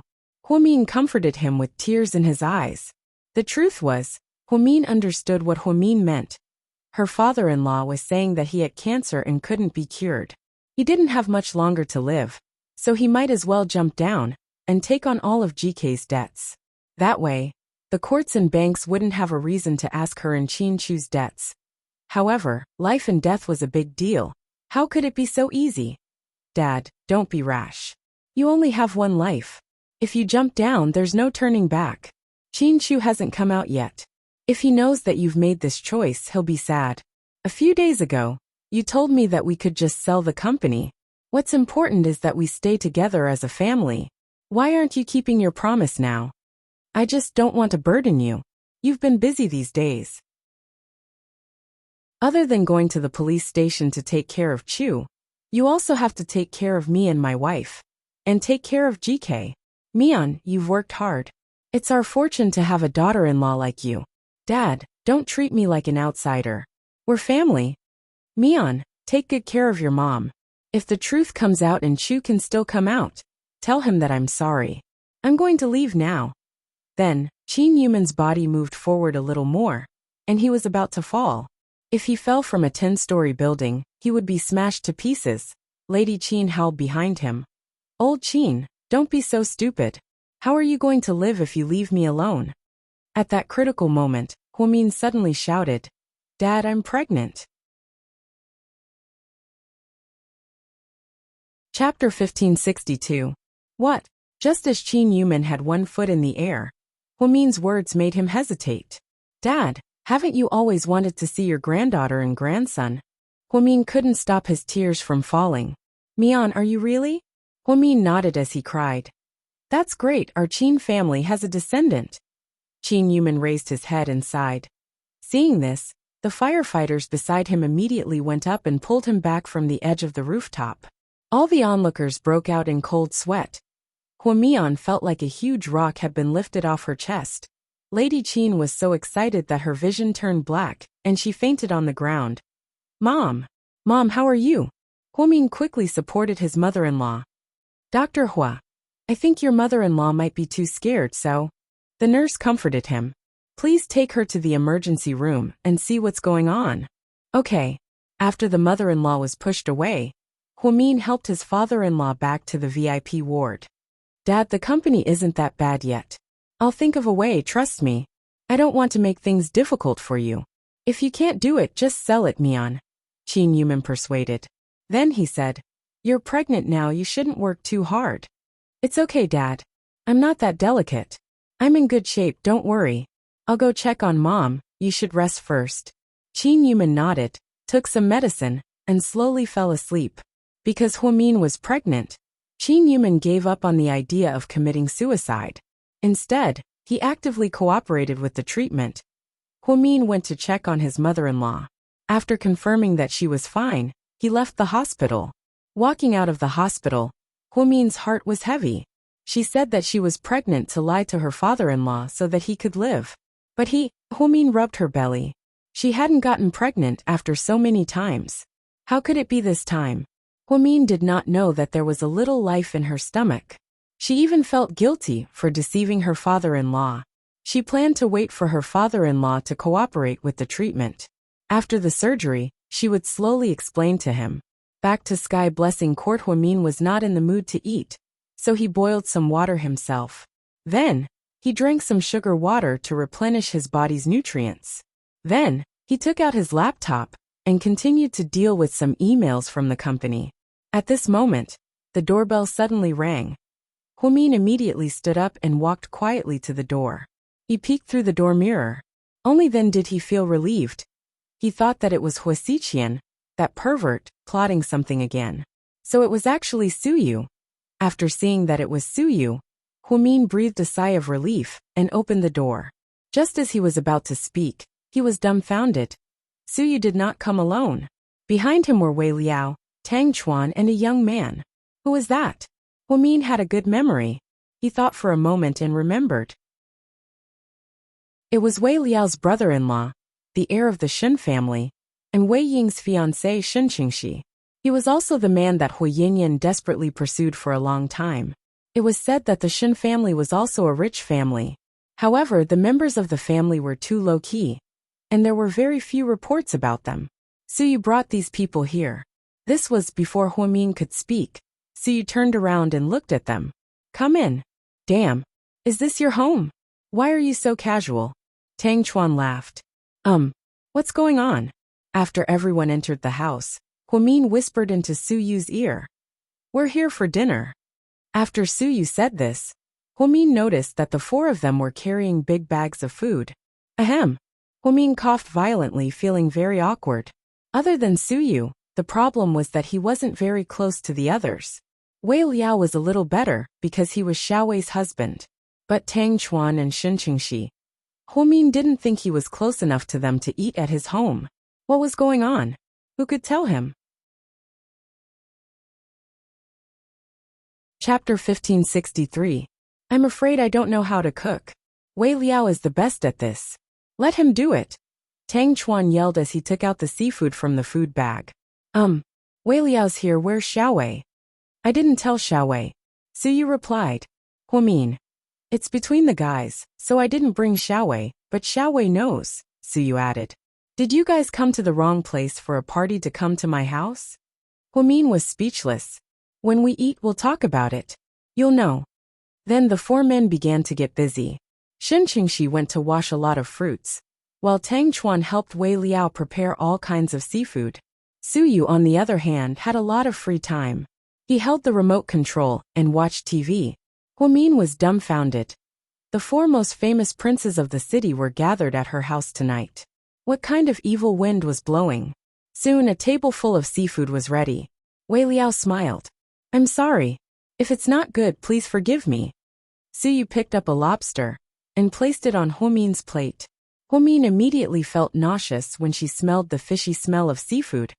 However, she couldn't show her disgust in front of so many people. So she reached out and took a bite of an apple. I'm not hungry yet. I'll eat some fruit first. You guys eat first, Huamin said. The three men really didn't treat themselves as guests and began to eat. At this moment, Wei Liao took the lead. He looked at Huamin and said, Huamin, we're here because we have something to talk to you about. Go ahead. Lord Su, this was your idea. Why don't you say it? Wei Liao looked at Su Yu. You're such a big man. Huamin asked you to say it, so just say it. Su Yu glared at Wei Liao. This is your idea. I think it's better for you to say it yourself. Old Wei is right. You should say it, Lord Su, Tang Chuan echoed. Shen Qingxi did not say anything.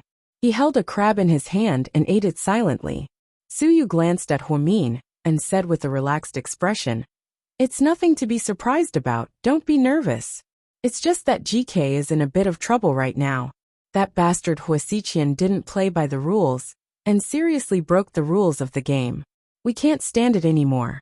After we found out that his subsidiary company was trying to acquire your company's shares, I wanted to work together to help you fight back against him. Fight back how? Huamin was dumbfounded.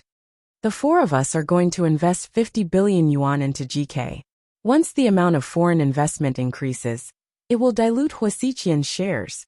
As long as he doesn't have more shares than you, he won't be able to do anything. 50 billion is too much. I'm afraid I won't be able to pay you back. Huamin looked around and said worriedly. This was the truth. If GK suddenly went bankrupt, they would have to pay back the money.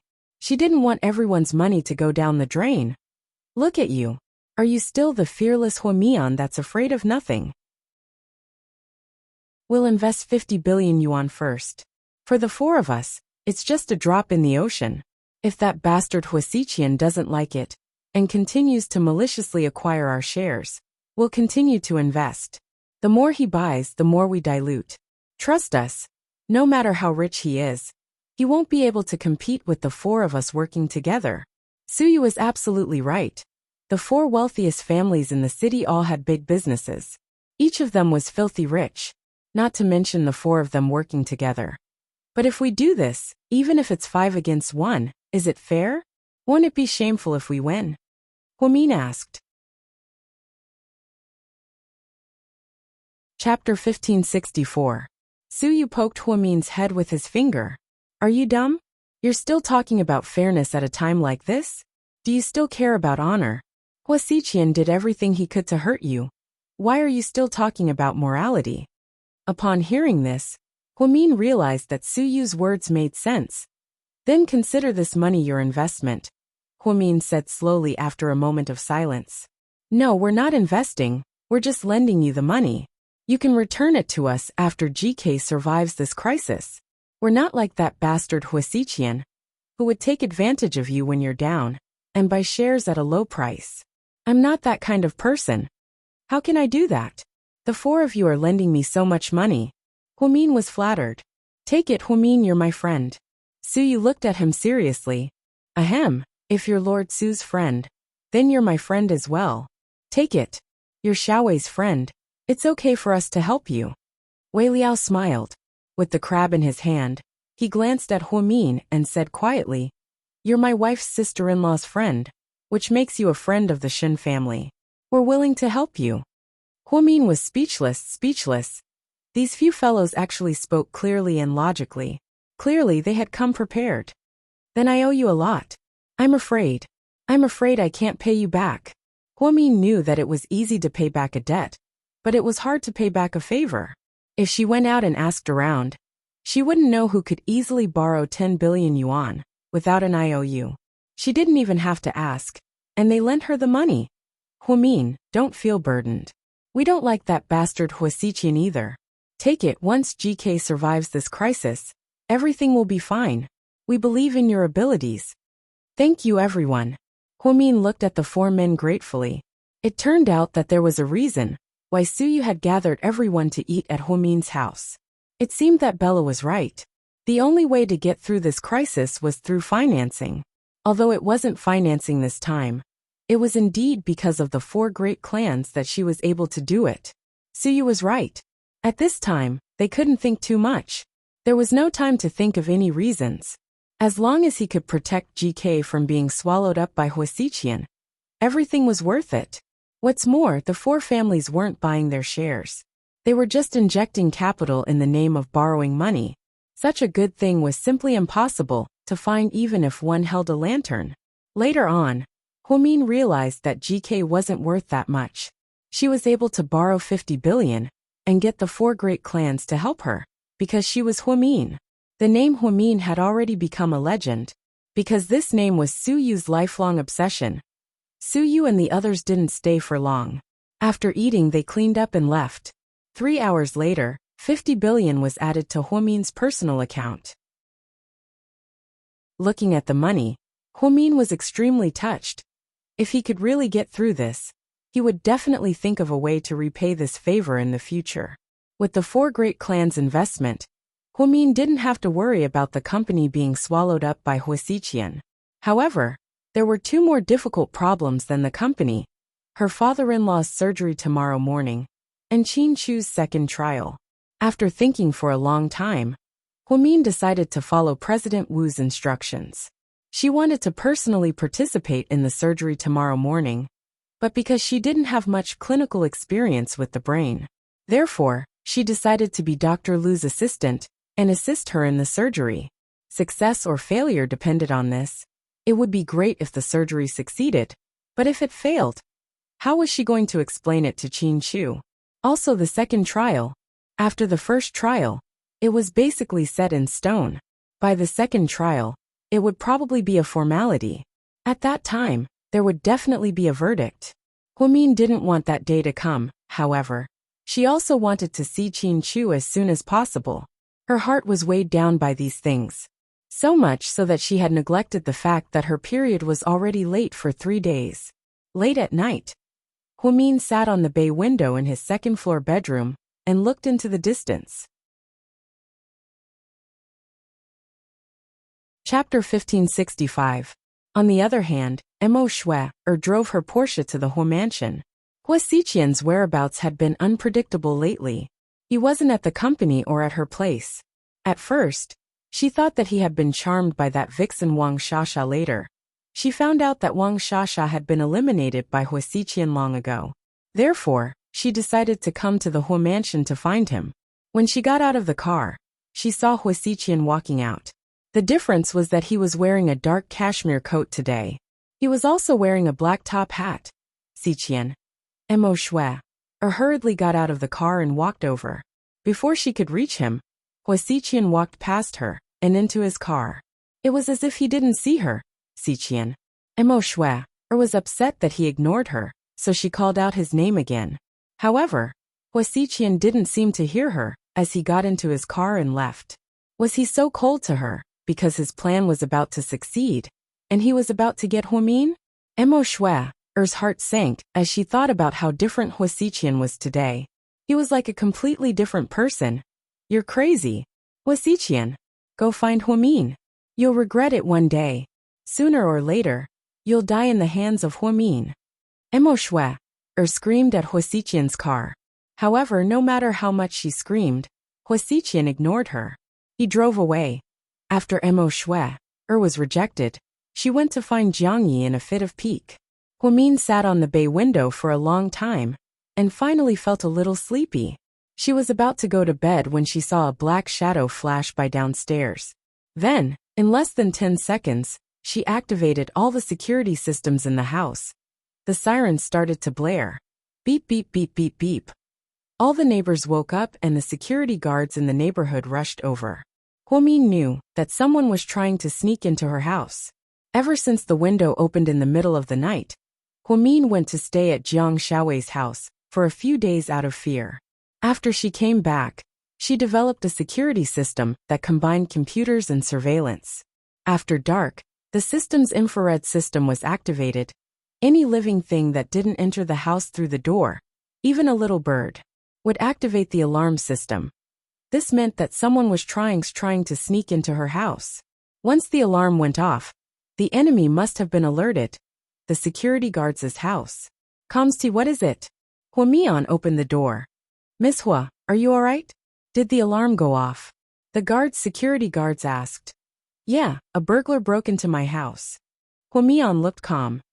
Hua. Hua Mian means is Hua's door. Hua, S's. Of mean they of Huan. S. No, most of the owners have their own access cards. Strangers can't get in. Okay, it's fine. Do you need me to call the police? No, you can go now. Mississippi Hua, call us if you need anything. Got it. Hua Min closed the door and turned on the computer again to activate the security system. Fortunately, she was prepared. Otherwise, she wouldn't even know if someone sneaked in again. The security guards said that they didn't find anyone suspicious and that they were all owners of the neighborhood. Could it be that someone among the owners wanted to harm her? Or did Hua Xiqian send someone to buy a house here? Hua Min's heart sank. She could clearly feel that there were enemies lurking around her. That kind of feeling made her feel flustered. The next morning, Hua Min went to the hospital at 6 in the morning to prepare for her father-in-law's surgery. However, she did not expect to see someone in the ward. Mian, come here and see who this is. Lady Qin held Hua Min's hand intimately and pointed at a short-haired girl in her 20s. This is? Hua Min was stunned. Chapter 1566. Is this Ning? Hua Min looked at the short-haired girl and asked uncertainly. See, I told you Mian has a good memory. You can definitely guess. Lady Qin's face was full of pride. Her daughter-in-law, who used to be a thorn in her side, had now become her greatest pride. She was even more famous than her son Qin Chu. Although Hua Min had always kept a low profile and never showed off, Hua Min's recent actions had really touched the two elders of the Qin family. This girl, at a critical moment, single-handedly held up the big picture and moved everyone. Everyone said that meeting a peerless man like Qin Chu was Hua Min's life's fortune. But who knew? To be able to meet a woman like Hua Min was the dream of all men. No woman could win a man's heart with just her beauty. And a girl like Hua Min never relied on her beauty. The short-haired girl stared at Hua Min and smiled slightly. Hello, sis-in-law. Hua Min walked over and looked at her up and down intimately. I've always heard people talk about you, but this is the first time I've met you. You're much prettier in person than in your photos. You're a very cute girl. Hua Min never said anything against her will or flattered anyone just to please them. She truly thought the girl was pretty and cute. Her smile was sweet. Who was this short-haired girl? It turned out that she wasn't just anyone. She was the daughter of Qin Chu's uncle, Wu Hong, who had immigrated to the United States a few years ago and settled down in Hawaii. Wu Hong was also a well-known overseas Chinese and had his own business in the United States. He and Qin Chu's father were biological brothers and had a very good relationship. Qin Chu's uncle had stayed in the United States for many years after studying abroad. Now he was also a well-known figure in the upper class. They had always been close friends. His uncle had tried to persuade his brother's family to emigrate more than once. But Qin Chu's father had always had a deep attachment to his hometown and was reluctant to leave, so the matter was left unsettled. When the company was in trouble, Uncle Qin Chu happened to be in South America to discuss a project. Only after returning to America did he find out that something had happened here. He immediately brought his precious daughter back to China. Qin Ning was considered to be Qin Chu's close relative. When Qin Chu was studying in the United States, she visited him with her father many times. The Qin family had a photo of the child. Although it was taken 5 or 6 years ago, it hadn't changed much. That was why Hua Min recognized Qin Ning right away. Ning, you're here. Where's Uncle? My father is here too. He's in the director's office, talking about my uncle's surgery. Hua Min nodded. Sister-in-law, I've known about you for a long time. Qin Ning leaned forward and smiled mysteriously.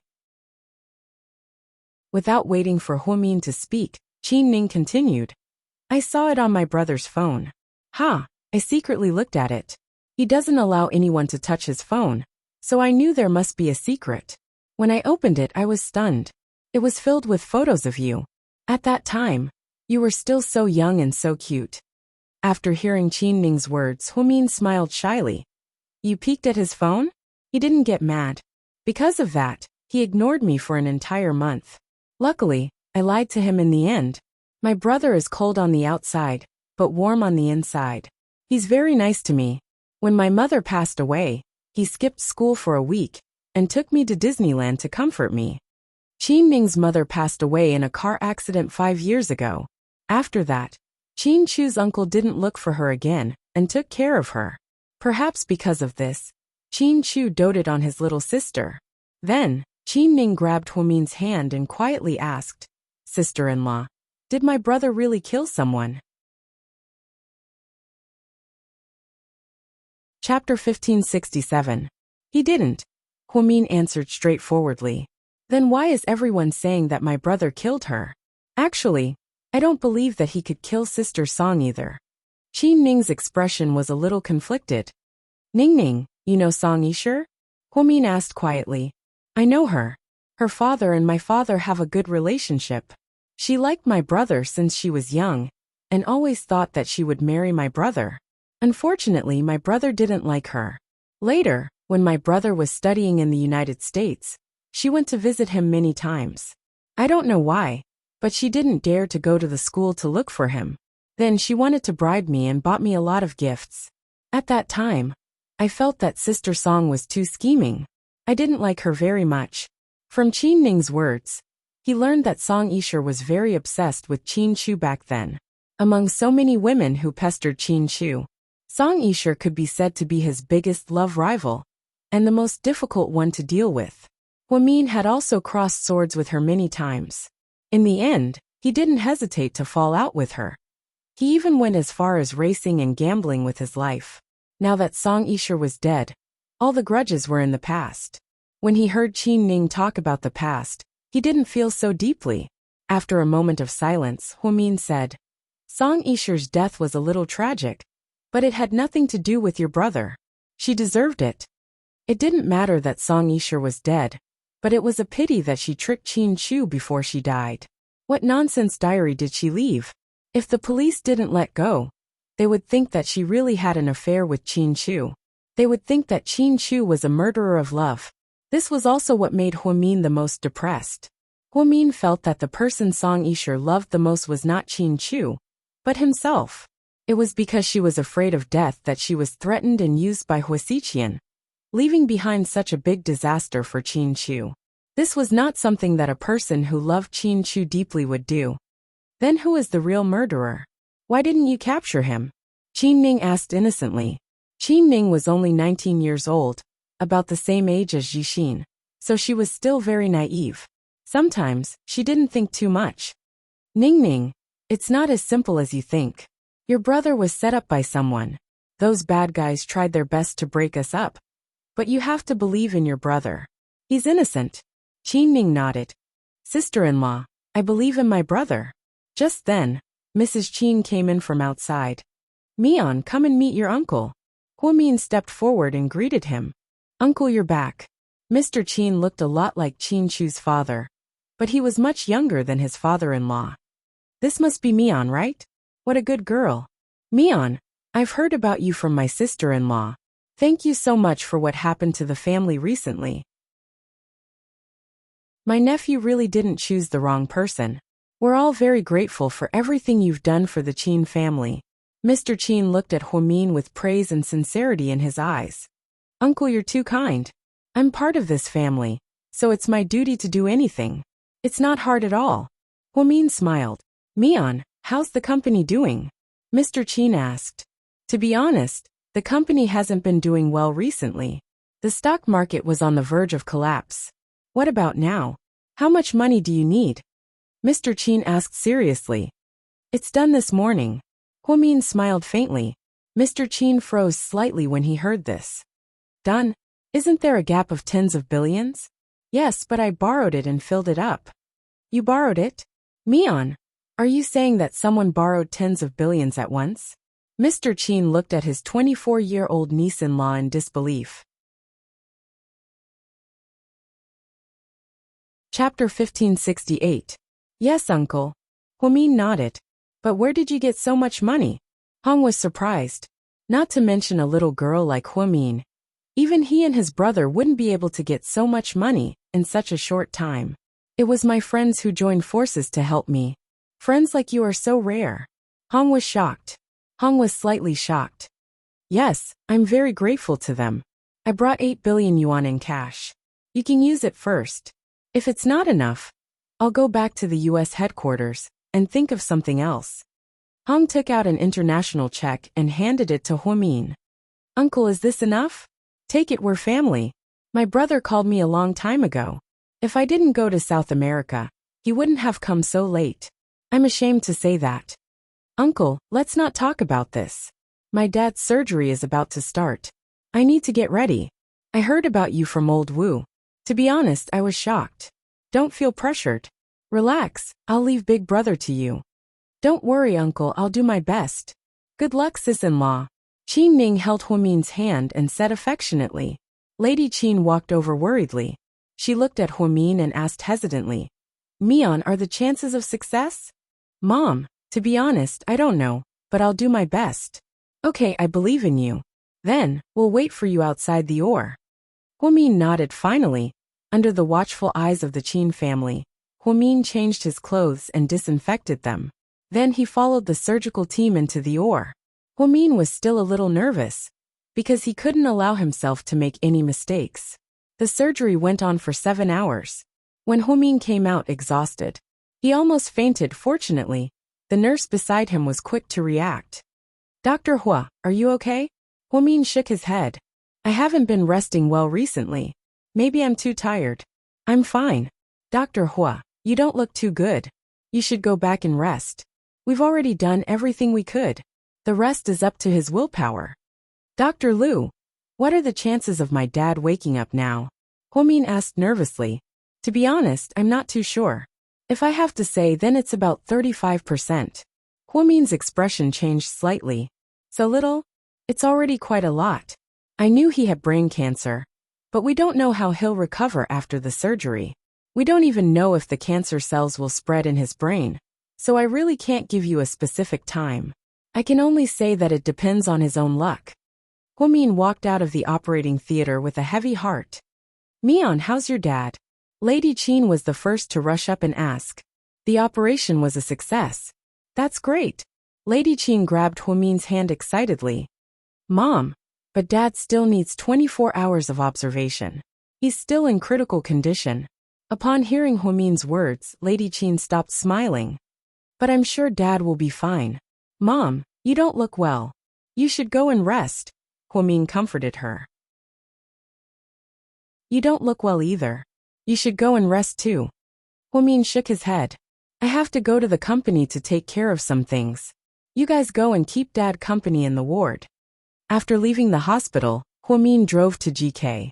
However, as soon as he got off the highway, he was blocked by a traffic jam. Hua Xiqian walked up to Huimin's car and knocked on the window. Huimin rolled down the window. Mian, he'll be convicted in the second trial. Everything will be settled by then. Are you really not going to beg me to let Qin Chu go? No matter what I say, you won't let him go, right? Huimin looked coldly at Hua Xiqian, who was unusually rational. Why don't you try to please me? Why don't you give it a try?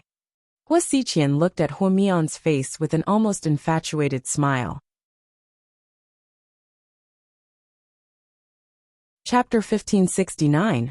Do you have any shame? Haha, please you? Why don't you just kill me? Huimin sneered at Hua Xiqian. Then I can understand why you would rather die than please me. Yes. Haha, Mian, why? What do you mean why? Huimin stared at Hua Xiqian with hostility. Why can Qin Chu and even Suyi get close to you? Why can't I? I thought I didn't mistreat you all these years. Hua Xiqian was hurt. Ever since he fell in love with Huimin, he had been treating her well. Huimin was the chairman of the Hua Foundation. On her birthday, he gave her a jade bracelet worth tens of millions. When she had stomach problems, he prepared medicine for her. When she didn't know how to take care of her skin, he sent her facial masks regularly. When she was sad, he didn't know what to do. When Hua Yanyan and Hua Min were rude to Hua Min, he took revenge for them. When the old man pretended to be nice to Hua Min, he destroyed the old man. All of this had something to do with Hua Min. But why couldn't she see the good in him? Do you want to know why? Hua Min smiled slightly. Hua Xiqian stared at her delicate face and didn't say anything. Because you don't have a bottom line. You only care about yourself and never think about others. You're selfish, and even stepped on so many people's lives to satisfy your selfish desires. Compared to Qin Chu, you lack the most important thing. What? Hua Xiqian was slightly surprised. She looked at Hua Min in confusion. That is a kind heart, Hua Min said word by word. Haha, this world doesn't need kindness. It's too cheap. Hua Xiqian didn't seem to agree with Hua Min's point of view.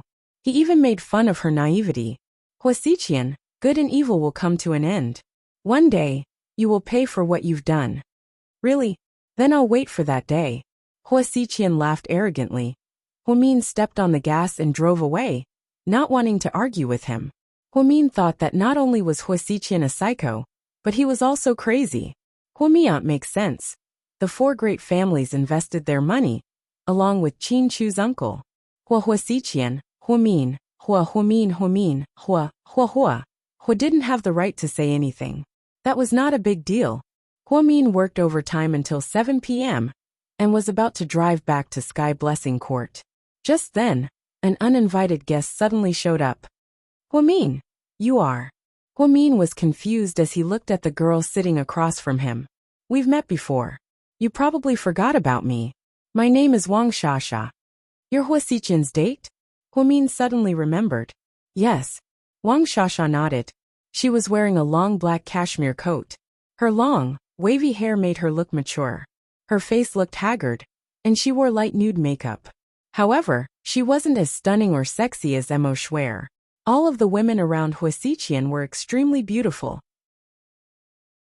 That was why this average-looking, and uneducated girl was able to gain Hua Xiqian's favor for a while, causing a lot of controversy.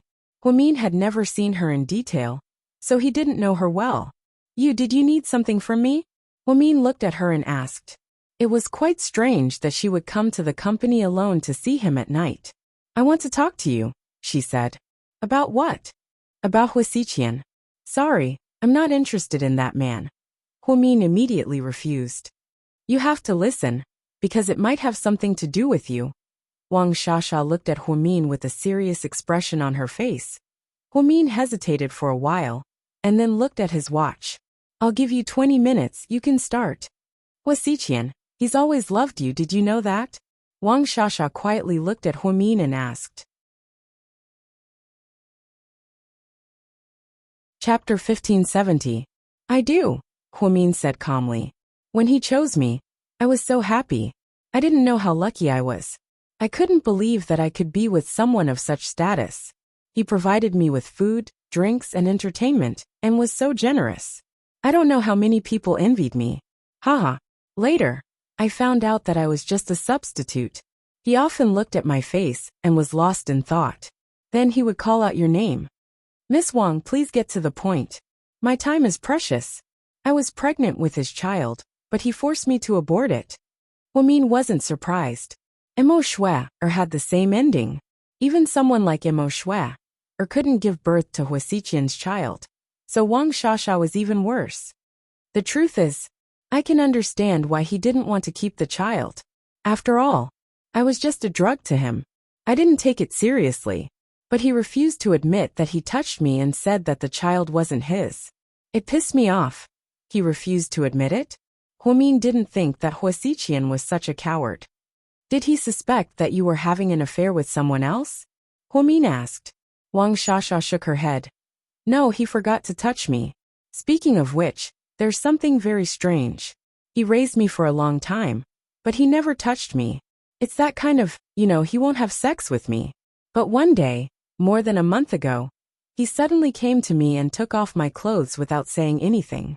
He was my sugar daddy, so I didn't dare to resist. But it was very strange. His behavior that day was very scary and abnormal. He came in and did it without saying anything, and then left, without saying a word to me. Wang Shasha carefully recalled that day. What happened after that? Huamin was interested. After that, he often came to my place, but he didn't touch me anymore. He also didn't mention what happened that night. Maybe he was drunk and forgot? Huamin asked. Wang Shasha shook her head. I don't think so. There was no smell of alcohol on him that night. His eyes were cold and he looked sober. But his behavior that night was different from usual. It was as if he had become a different person. After Wang Shasha finished speaking, Huamin suddenly thought of the time when he was surrounded by Huasiqian in the company. Later, he refused to admit it. The way he looked at Huasiqian didn't seem like he was lying. Now that Wang Shasha said this, she really became vigilant. There were indeed many suspicious points. Huamin, do you think Huasiqian is mentally ill? Wang Shasha suddenly asked. Why do you ask? I always feel that he has a lot of secrets. Is it strange? Don't you suspect that he has a body double? Huamin looked at Wang Shasha and asked quietly. I don't think it's a double, and it can't be twins. Why? Because the night he had sex with me, I took a look and saw a red mole under his left chest. I saw it when he was changing his clothes. It's definitely him. I just suspect that he's mentally ill. That's why his memory is bad and his behavior is weird. I don't think so. He has regular checkups and Southside has his medical records. He's very healthy. Not only is he not mentally ill, but he's also very smart and cunning. Huamin didn't agree with Wang Shasha's words. She didn't think Huasiqian was mentally ill. Anyways, I just feel like something's wrong. I saw that he's been working hard on you recently. Anyways, you should be careful of him. Really, I'm just reminding you out of kindness. Thank you for your kindness. Huamin was still very calm. Okay then, I'll leave you to it. I don't plan to stay here anymore. I'll go back to my hometown in a few days and find an honest person to marry.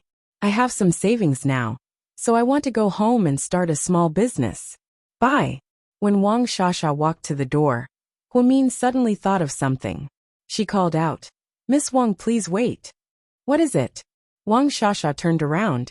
Was Huasiqian really with Song Yisher the night she died? Huamin wanted to ask Wang Shasha if she knew anything about Song Yisher's case. Chapter 1571. I'm sorry, I really don't know anything about this. Oh, Huamin was slightly disappointed. In fact, she really wanted to find some valuable clues so that she could clear Qin Chu's name in the second trial and turn the tables. But reality was cruel. Huasiqian is very suspicious. He never lets me touch his phone or ask about his whereabouts. So, I really don't know where he was or what he was doing on the day of the incident. It's okay. I'm just asking. I think you can ask him Shui. She won't tell me the truth. She's helping Huasiqian even if she dies. Then there's no other way. Yang Shasha nodded. After Wang Shasha left, Huamin drove back to Sky Blessing Court. He video called his mother who was in New Zealand. Then he drove to a nearby supermarket and bought a lot of groceries. Then he created a WeChat group to chat. In the WeChat group, Huamin sent a message. Is everyone busy? Zhu Lingling. Why did you create another group? Huamin. There's a lot of people in this group. Jiang Xiaowei. What's going on? President Hua. Huamin. Come to my place for dinner. I'll cook for you guys today. Jiang Xiaowei. What's the occasion today? Huamin. A good day for dinner? Gao Ran. What's the occasion? Huamin. Manchu Han Imperial Feast. Gao Ran. I'll be there soon. Zhu Lingling. Damn, it's hard to change your foodie nature. Huamin. Xiaowei, call Wei Liao. Jiang Xiaowei. Okay. Suyu. Wei Liao is with me. Huamin. Great, you guys can come together. If young Master Tang is free, call him too. Come for dinner in an hour. Suyu. Okay, do you need anything? Huamin. Just bring him. Suyu. Okay, see you later. And Yang. Sis, what's going on? Chenjia. Chief, what's wrong? Huamin. It's nothing. I just wanted to invite all of you over for a meal. You've all been working hard and worrying about me. I'll treat all of you to a meal and cook for you. Come early. And I yang. Okay, I'll go in a bit. Huomin's call was met with 100 responses, and everyone readily agreed. An hour later, many luxury cars gathered in front of blessed heavenly garden. Lamborghini, Mercedes-Benz, Land Rover, Suyu drove Wei Liao. Tang Chuan drove his own Porsche Cayenne. Jiang Xiaowei was sent here by the Wei family's chauffeur in a Mercedes-Benz RV. Gao Ran and Zhu Lingling were still driving Jaguars. And I Yang drove Chen Jie in a black Land Rover. Including Huomin, there were 9 people in total. Huomin used an hour to cook 4 dishes, stewed a chicken and soup. He also bought 4 types of cooked food, making a total of 10 dishes. Everyone gathered around the table and chatted with each other. The atmosphere was great. Huomin walked over in a floral apron. Suyu chuckled. What are you laughing at? Huomin flicked Suyu's head. This style suits you, silly girl. Suyu smiled. Nothing good comes out of a dog's mouth. Tang Chuan smiled. Dr. Hua, Lord Su is on his period. Don't lower yourself to his level. Suyu turned around and punched Tang Chuan. Fuck you. Mian, don't be busy. Sit. Jiang Xiaowei pulled Huomin to a seat. Wei Liao looked at the table full of delicacies in disbelief. Did you make all of this? Yeah, a few of them are finished products. I didn't have enough time. Did you stew this ginseng chicken? Sis, it smells so good. And I Yang chuckled. Eat more if you think it's good. Let's eat and drink to our heart's content. Girl, there's something wrong with you today. Zhu Lingling suddenly stared at Huomin's face and said, word for word. No. Huomin smiled. Mian, did you call everyone here because you want to discuss a way to save Qin Chu? Jiang Xiaowei asked. Actually, I've already thought of a way. Huomin spoke very slowly with his head lowered. What way? Gao Ran asked impatiently. Chapter 1572. Huomin looked around and chuckled. The solution is, I'll take Qin Chu and run away with him. Fuck, what kind of solution is that? Didn't we already talk about it? Zhu Lingling complained. So you're saying that you're going to break out of jail and run away with Mr. Qin? Or are you going to be released on medical parole? Jiang Xiaowei asked rationally. It's all the same. We're both going to run away anyway. Huomin chuckled. That's not the same. If you break out of jail, you'll both be charged with a felony and will always be wanted criminals. No matter where you go, you'll have to worry about being caught. If you're released on medical parole, you'll be much safer. Although Mr. Qin will suffer a little in the beginning, he'll be free and legally free. Isn't that what a lot of corrupt officials are like? On the surface, they'll be arrested, but in the end, they'll still be released on medical parole. They'll say that they're going abroad for treatment, but who knows if they're actually cured? To put it bluntly, even if they go to Korea for plastic surgery, they'll come back a year later with a completely different face. Who would want to pursue the matter? This was what Jiang Xiaowei said. She had always been a meticulous person. No wonder she had a PhD in psychology.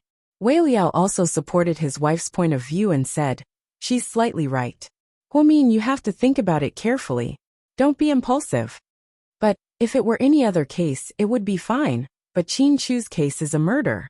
Plus, it's Mayor Song's daughter. I think he'll keep an eye on this case and won't let him go so easily. Gao Ran said with a heavy heart.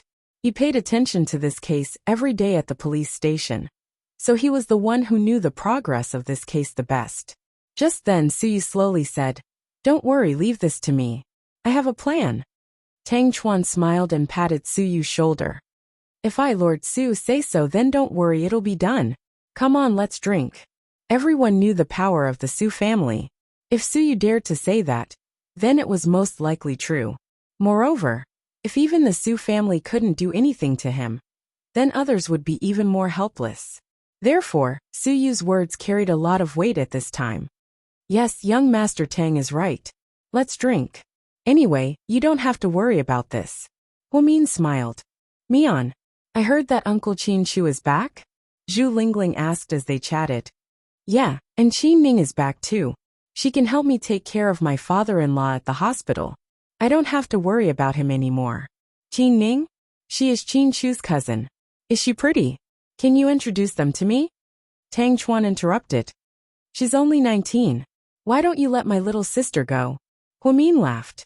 Seeing Huamin's relaxed expression, everyone was relieved. They ate and drank without holding back. Chen Jie was shy and didn't talk much. And Ai Yang kept putting food on her plate and taking care of her. During the meal, Huamin got up to go to the kitchen to get more soup. Tang Chuan came to get more rice as well. As soon as she walked in, he followed. Huh? Do you want more rice? I'll help you. No, I'll do it myself. I won't be polite with you. Tang Chuan laughed. Huamin smiled but didn't say anything. Huamin. Yeah? Actually, to be honest, I used to hate you. Oh, why did you hate me?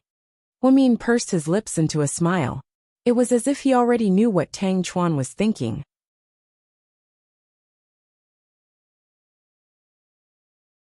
Chapter 1573. Because I always thought that you were too pretentious. You were always so calm and cold-blooded, playing hard to get with Lord Su. I always thought that you were playing with Lord Su on purpose, treating him like an idiot. You know, there's a type of woman in this world. If you like her, she'll keep you in suspense even if she doesn't like you back.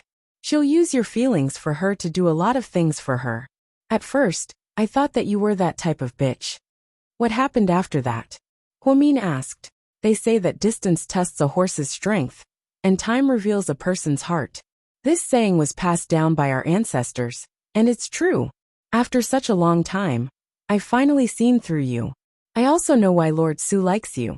The way you handle people is amazing. You're so righteous. Especially that time when Lord Su was framed for murder. I thought that you wouldn't stand up for him, but I didn't expect that you actually took the initiative to explain yourself. You didn't care about your own reputation and took on so much suspicion and abuse. At that time, I thought that even though you're a woman, you're very manly. Huamin laughed. All women want to be a woman in a man's eyes, but I became a man in a woman's eyes. Tang Chuan nodded. You're so strong that it's scary. You're so good to the people around you, whether it's your family, friends, or lovers. You'll never back down, and you'll always be the first to rush out and take on the responsibility. As a man, whoever has you is really lucky. Bluff. Keep bluffing. Young Master Tang, are you trying to flatter me today? Huamin looked at Tang Chuan with a bowl of soup in his hand and laughed. That's not it. Don't you know my temper? If I like someone, then that's great. If I don't like someone, even if you give me 8 million yuan, I won't praise them. It's just that you've had a hard time getting to where you are. It's Qin Chu's honor to have a wife like you. I'm jealous of Lord Su. Really? It's not like that. I just did what I had to do. It's that simple. Alright, don't be so modest with me. Alright. You can use the money without worry. Although I'm not the head of the family yet, that little bit of money is nothing to my family. When you're rich, you can talk about returning the money. Don't feel pressured. Young Master Tang, thank you. Huamin was truly grateful. If Suyu had treated him well, it would have made sense. After all, everyone knew that Suyu had feelings for her. However, it was true that Tang Chuan and Huamin were only acquaintances. They had never exchanged money. Therefore, to let young Master Tang take out so much money without even an IOU, it was indeed a righteous thing to do. You don't have to thank me. You should accept Lord Su's kindness. I really like Lord Su. He likes you so much, and we're all touched. If he wants to do anything for you, we'll support him. Thank you. Anyways, if you ever need my help, I'll do anything for you. Damn. You don't have to be so scary. When you have time, just introduce me to some hot chicks. Huamin was speechless. What the hell are you talking about? What are you two talking about behind our backs? Suyu walked in without them noticing. Nothing, I was just talking to Huamin. Tang Chuan smiled wickedly. Is this a place for you to stay? After you're done eating, hurry up and go home. Suyu jokingly scolded him. It's not your house. Tang Chuan rolled his eyes at him. Fuck. What did you just say? Nothing, you two talk. Tang Chuan ran out with a cheeky smile. Suyu turned around and looked at Huamin, feeling a little embarrassed. Suyu faintly said. It's okay, go ahead. Huamin smiled. Chapter 1574. Tang Chuan, that guy, doesn't think before he speaks. Don't take his words to heart. What if I take his words to heart? Suyu was at a loss for words. Huomin burst out laughing. Ever since Qin Chu's accident, Huomin hadn't laughed so happily in a long time. That bright smile warmed Suyu's heart. I'm just teasing you. I've known him for so long. Of course I know what kind of person he is. I won't take it to heart. Plus, young Master Tang didn't say anything. That's good. Are you in the kitchen to get rice too? I'll get it for you. As he spoke, Huomin came over to take Suyu's bowl. It's okay, I'll do it myself. As he spoke, Suyu took a small spoonful of rice and left. Everyone seemed to have a good time chatting. Huomin was a good cook. After dinner he prepared fruits for everyone. It wasn't until 10:30 p.m., when it was getting late, that everyone left one after another. Before leaving, Huomin called Jiang Xiaowei to the side and talked to her for a while. When they came out, Wei Liao vaguely felt that Jiang Xiaowei's mood wasn't quite right. Perhaps others didn't care too much, but Wei Liao and Jiang Xiaowei were husband and wife. After living together for a long time, they would have a subtle telepathy. So on the way back, Wei Liao sat across from Jiang Xiaowei and asked, Honey, what is it? What did Huomin talk to you about? Jiang Xiaowei hesitated for a moment, then said faintly, Nothing. Then, she lowered her head and continued to play games on her phone. Then why do I feel like your expression isn't quite right? What's wrong? Jiang Xiaowei raised her head and looked at Wei Liao. I can't put my finger on it, but I feel like you have something on your mind. Now that you've been influenced by me, you want to learn psychology from me. And you want to learn how to read people's minds. No, it's just a feeling. Maybe I'm wrong. Ha, it's nothing. I'm just asking. Yes. Is Huomin really going to rely on Lord Su to get him out on medical parole? What else? Jiang Xiaowei asked. It's fine. Lord Su is so powerful. Protecting one person won't be a problem. This will depend on how strong Lord Su is. After saying that, Wei Liao didn't ask any more questions. Jiang Xiaowei didn't chat with him as usual. She just lowered her head and played games on her phone. Zhu Lingling also felt flustered when Gao Ran went back. Gao Ran, why do I feel like Mian is acting a little weird today? Zhu Lingling asked. Really? Why do I feel like she's the same as usual? She's chatting and laughing. Gao Ran glanced at Zhu Lingling. Something's wrong. I think with my understanding of Mian, there's definitely something wrong with her reaction. Qin Chu's second trial is about to begin. She shouldn't be so relaxed. No, I have to ask her. After saying that, Zhu Lingling lowered her head and sent a WeChat message to Huomin. Lingling, you're overreacting. I think it's because Qin Chu will be fine, and Huomin has already thought of a plan. So she's relaxed. It's not like that. I've been her best friend for years. I can feel it. No, something's really not right. Zhu Lingling still felt flustered, but she couldn't describe what she was feeling. In short, today's gathering wasn't really a happy one. A week later, the second trial began as scheduled. Everyone was present, including Hua Xiqian and Mayor Song. When Qin Chu was brought up, Huomin smiled at him beautifully. Today, Huomin wore a very simple white dress with princess sleeves. It was simple and elegant. Qin Chu's gaze was fixed on Huomin. He missed her very much. He didn't know what fate awaited them after the second trial. Chapter 1575. The second trial's procedure was similar to the first trial. The required evidence was resubmitted. The police lawyer asked Qin Chu some key questions. During the entire process, Huomin quietly looked at Qin Chu's face, his eyes full of love. It was as if Qin Chu was the only man in the world. He cherished and warmed her heart. Mian, don't worry, Qin Chu will be fine. Zhu Lingling felt that Huomin's behavior was abnormal. Therefore, she tightly raised her hand and placed it on Huomin's hand, holding it back. After she went back that day, she sent Huomin a lot of WeChat messages. Huomin didn't answer her directly. He only played Tai Chi with her. After a while, he said that he was tired and wanted to go to bed. Vaguely, Zhu Lingling still felt that something was wrong. Actually, She was a little worried that Huamin had been under so much pressure recently. If he thought too much, and then went to bed, would he have severe depression and hide it? If that was the case, it would be serious, because people with severe depression would do a lot of dangerous things. Faced with Zhu Lingling's safety, Huamin only glanced at her sideways and smiled. However, the more relaxed Huamin was, the more nervous Zhu Lingling became. After being together for so many years, they still had some telepathy between best friends.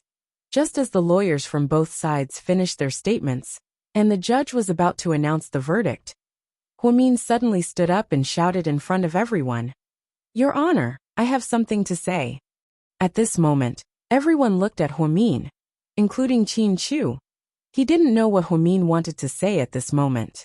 "Family member of the suspect, please speak." The judge knew their relationship, so he nodded in agreement. "Your Honor, I plan to turn myself in." Huamin's voice was very calm. He spoke very slowly, but his voice was very loud and instantly spread to every corner of the courtroom. "Turn yourself in?" The judge was a little shocked. Qin Chu also had a panicked expression in his eyes. Suyu was shocked, Gao Ran and Zhu Lingling were shocked. Hua Xiqian's expression was also extremely complicated. Everyone present, except for Jiang Xiaowei, was shocked. Wei Liao glanced at Huamin, and then at Jiang Xiaowei. He saw that she had one hand on her abdomen with one hand. "Slightly, you knew?" Wei frowned and asked her. After dinner that day, Wei Liao felt that something was wrong. He asked Jiang Xiaowei several times, but she didn't answer. Now it seemed that Jiang Xiaowei had known about it, and didn't stop her. However, Jiang Xiaowei was very sad. She was very sad about Huamin's actions. At the same time, she also understood how Huamin felt about Qin Chu. "Huamin, what are you talking about?" Suyu was the first to react, and immediately stood up. The Qin family members sitting behind Huamin were also confused. They didn't know what was going on. Superintendent He Hongfei of the Major Crimes Division looked at Huamin with a serious expression. "Mrs. Qin, this is murder, it's not a joke. You can't just admit to it. It's a matter of life and death. I'm kindly reminding you to think carefully before you speak. I've thought it through. I killed her, and my husband is innocent. I've been feeling uneasy in my dorm lately, and I don't think it's fair for my husband to take the blame. So I plan to turn myself in." "Huamin, are you crazy?" Zhu Lingling's expression changed drastically as she pointed at Huamin. "I'm not crazy. I killed her." Huamin smiled. "Due to the complexity of the case, please bring Mrs. Qin here first. We'll deal with it appropriately." Seeing that someone admitted to murder, the judge immediately reopened the case. Mayor Song looked at Huamin with a gloomy expression. Chapter 1576. He actually didn't care who killed his daughter Song Yisher. He only cared about the fact that whoever killed Shishir had to pay with their life. Therefore, no matter if it was Huamin or Qin Chu, the murderer had to die. Huamin smiled and admitted that she was the murderer in court, and the case became even more confusing. When she was taken away by the police, Suyu blocked her way. "Huamin, what do you want?" Suyu looked at Huamin with bloodshot eyes, and there seemed to be slightly tears in his eyes. He was all too familiar with the laws of this country, and he knew what the punishment for intentional murder was. "Suyu, I'm sorry." Huamin didn't answer Suyu's question directly. Instead, she apologized to Suyu with a poignant smile. When Huamin was taken away, she happened to be right next to Suyu. They weren't very far apart. The two looked at each other affectionately, and before Qin Chu could say anything, Huamin said, "Honey, I'm sorry for making you suffer. Thank you for taking so long to convict me." Huamin's voice was very loud, and everyone could hear her. Qin Chu's expression changed slightly, and he replied bitterly, "Mian, what do you want? I can't let you take the blame for me.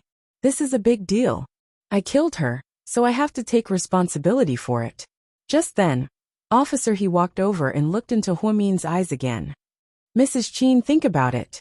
Murder is not a small matter. This case is very serious. If you're convicted, you'll be executed by shooting. Do you know the consequences of saying that you killed her?" "I know," Huamin replied calmly. "But we can't just rely on your words. If everyone comes to confess, then we'll be in a mess. We the police are particular about evidence. All the evidence now proves that the murderer is Qin Chu. I have evidence to prove that I killed him. Huo Min's words made everyone in the courtroom nervous. Mian, what evidence do you have? Zhu Lingling grabbed Gao Ran's hand tightly. I really don't know Lingling. I've already been disqualified from this case. A lot of the evidence is confidential. I don't have the right to see it. I really don't know. Lord Su, what's going on? I'm an idiot now. What the hell is going on? Tang Chuan was still in a state of confusion. Daddy, what is my sister-in-law trying to do? Qin Ning asked softly. Qin Chu's uncle just shook his head. He came back very late and didn't know his niece-in-law at all. Qin Yuman was still recovering from his surgery. Lady Qin asked the nurse to watch over him while she listened to the trial. When she heard that Huo Min was confessing, she felt her blood pressure shoot up again. She felt dizzy. Auntie, are you okay? Qin Ning helped Lady Qin up. What evil did our Qin family do? Why is Mian involved now? Things are really complicated now. Qin Chu's uncle sighed and said in a low voice.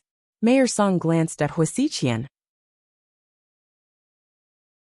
You knew that Huo Min was the murderer, didn't you? You've been covering for her because she's your sister? Haha. Father-in-law, are you kidding me? How would I know? Plus, Mian is a weak woman. She wouldn't even kill an ant. How could she kill someone? I think she's just spouting nonsense to help Qin Chu get off the hook. Huo Xiqian denied that Huo Min was the murderer. He responded to Mayor Song with a fake smile. Is that really the case? Mayor Song didn't think it was that simple.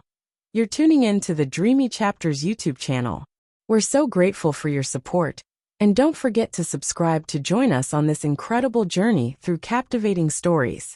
Your generosity through donations truly makes a world of difference, as it's the primary source of revenue that allows me to expand and enhance this channel for you. Thank you from the bottom of my heart for being a part of this adventure.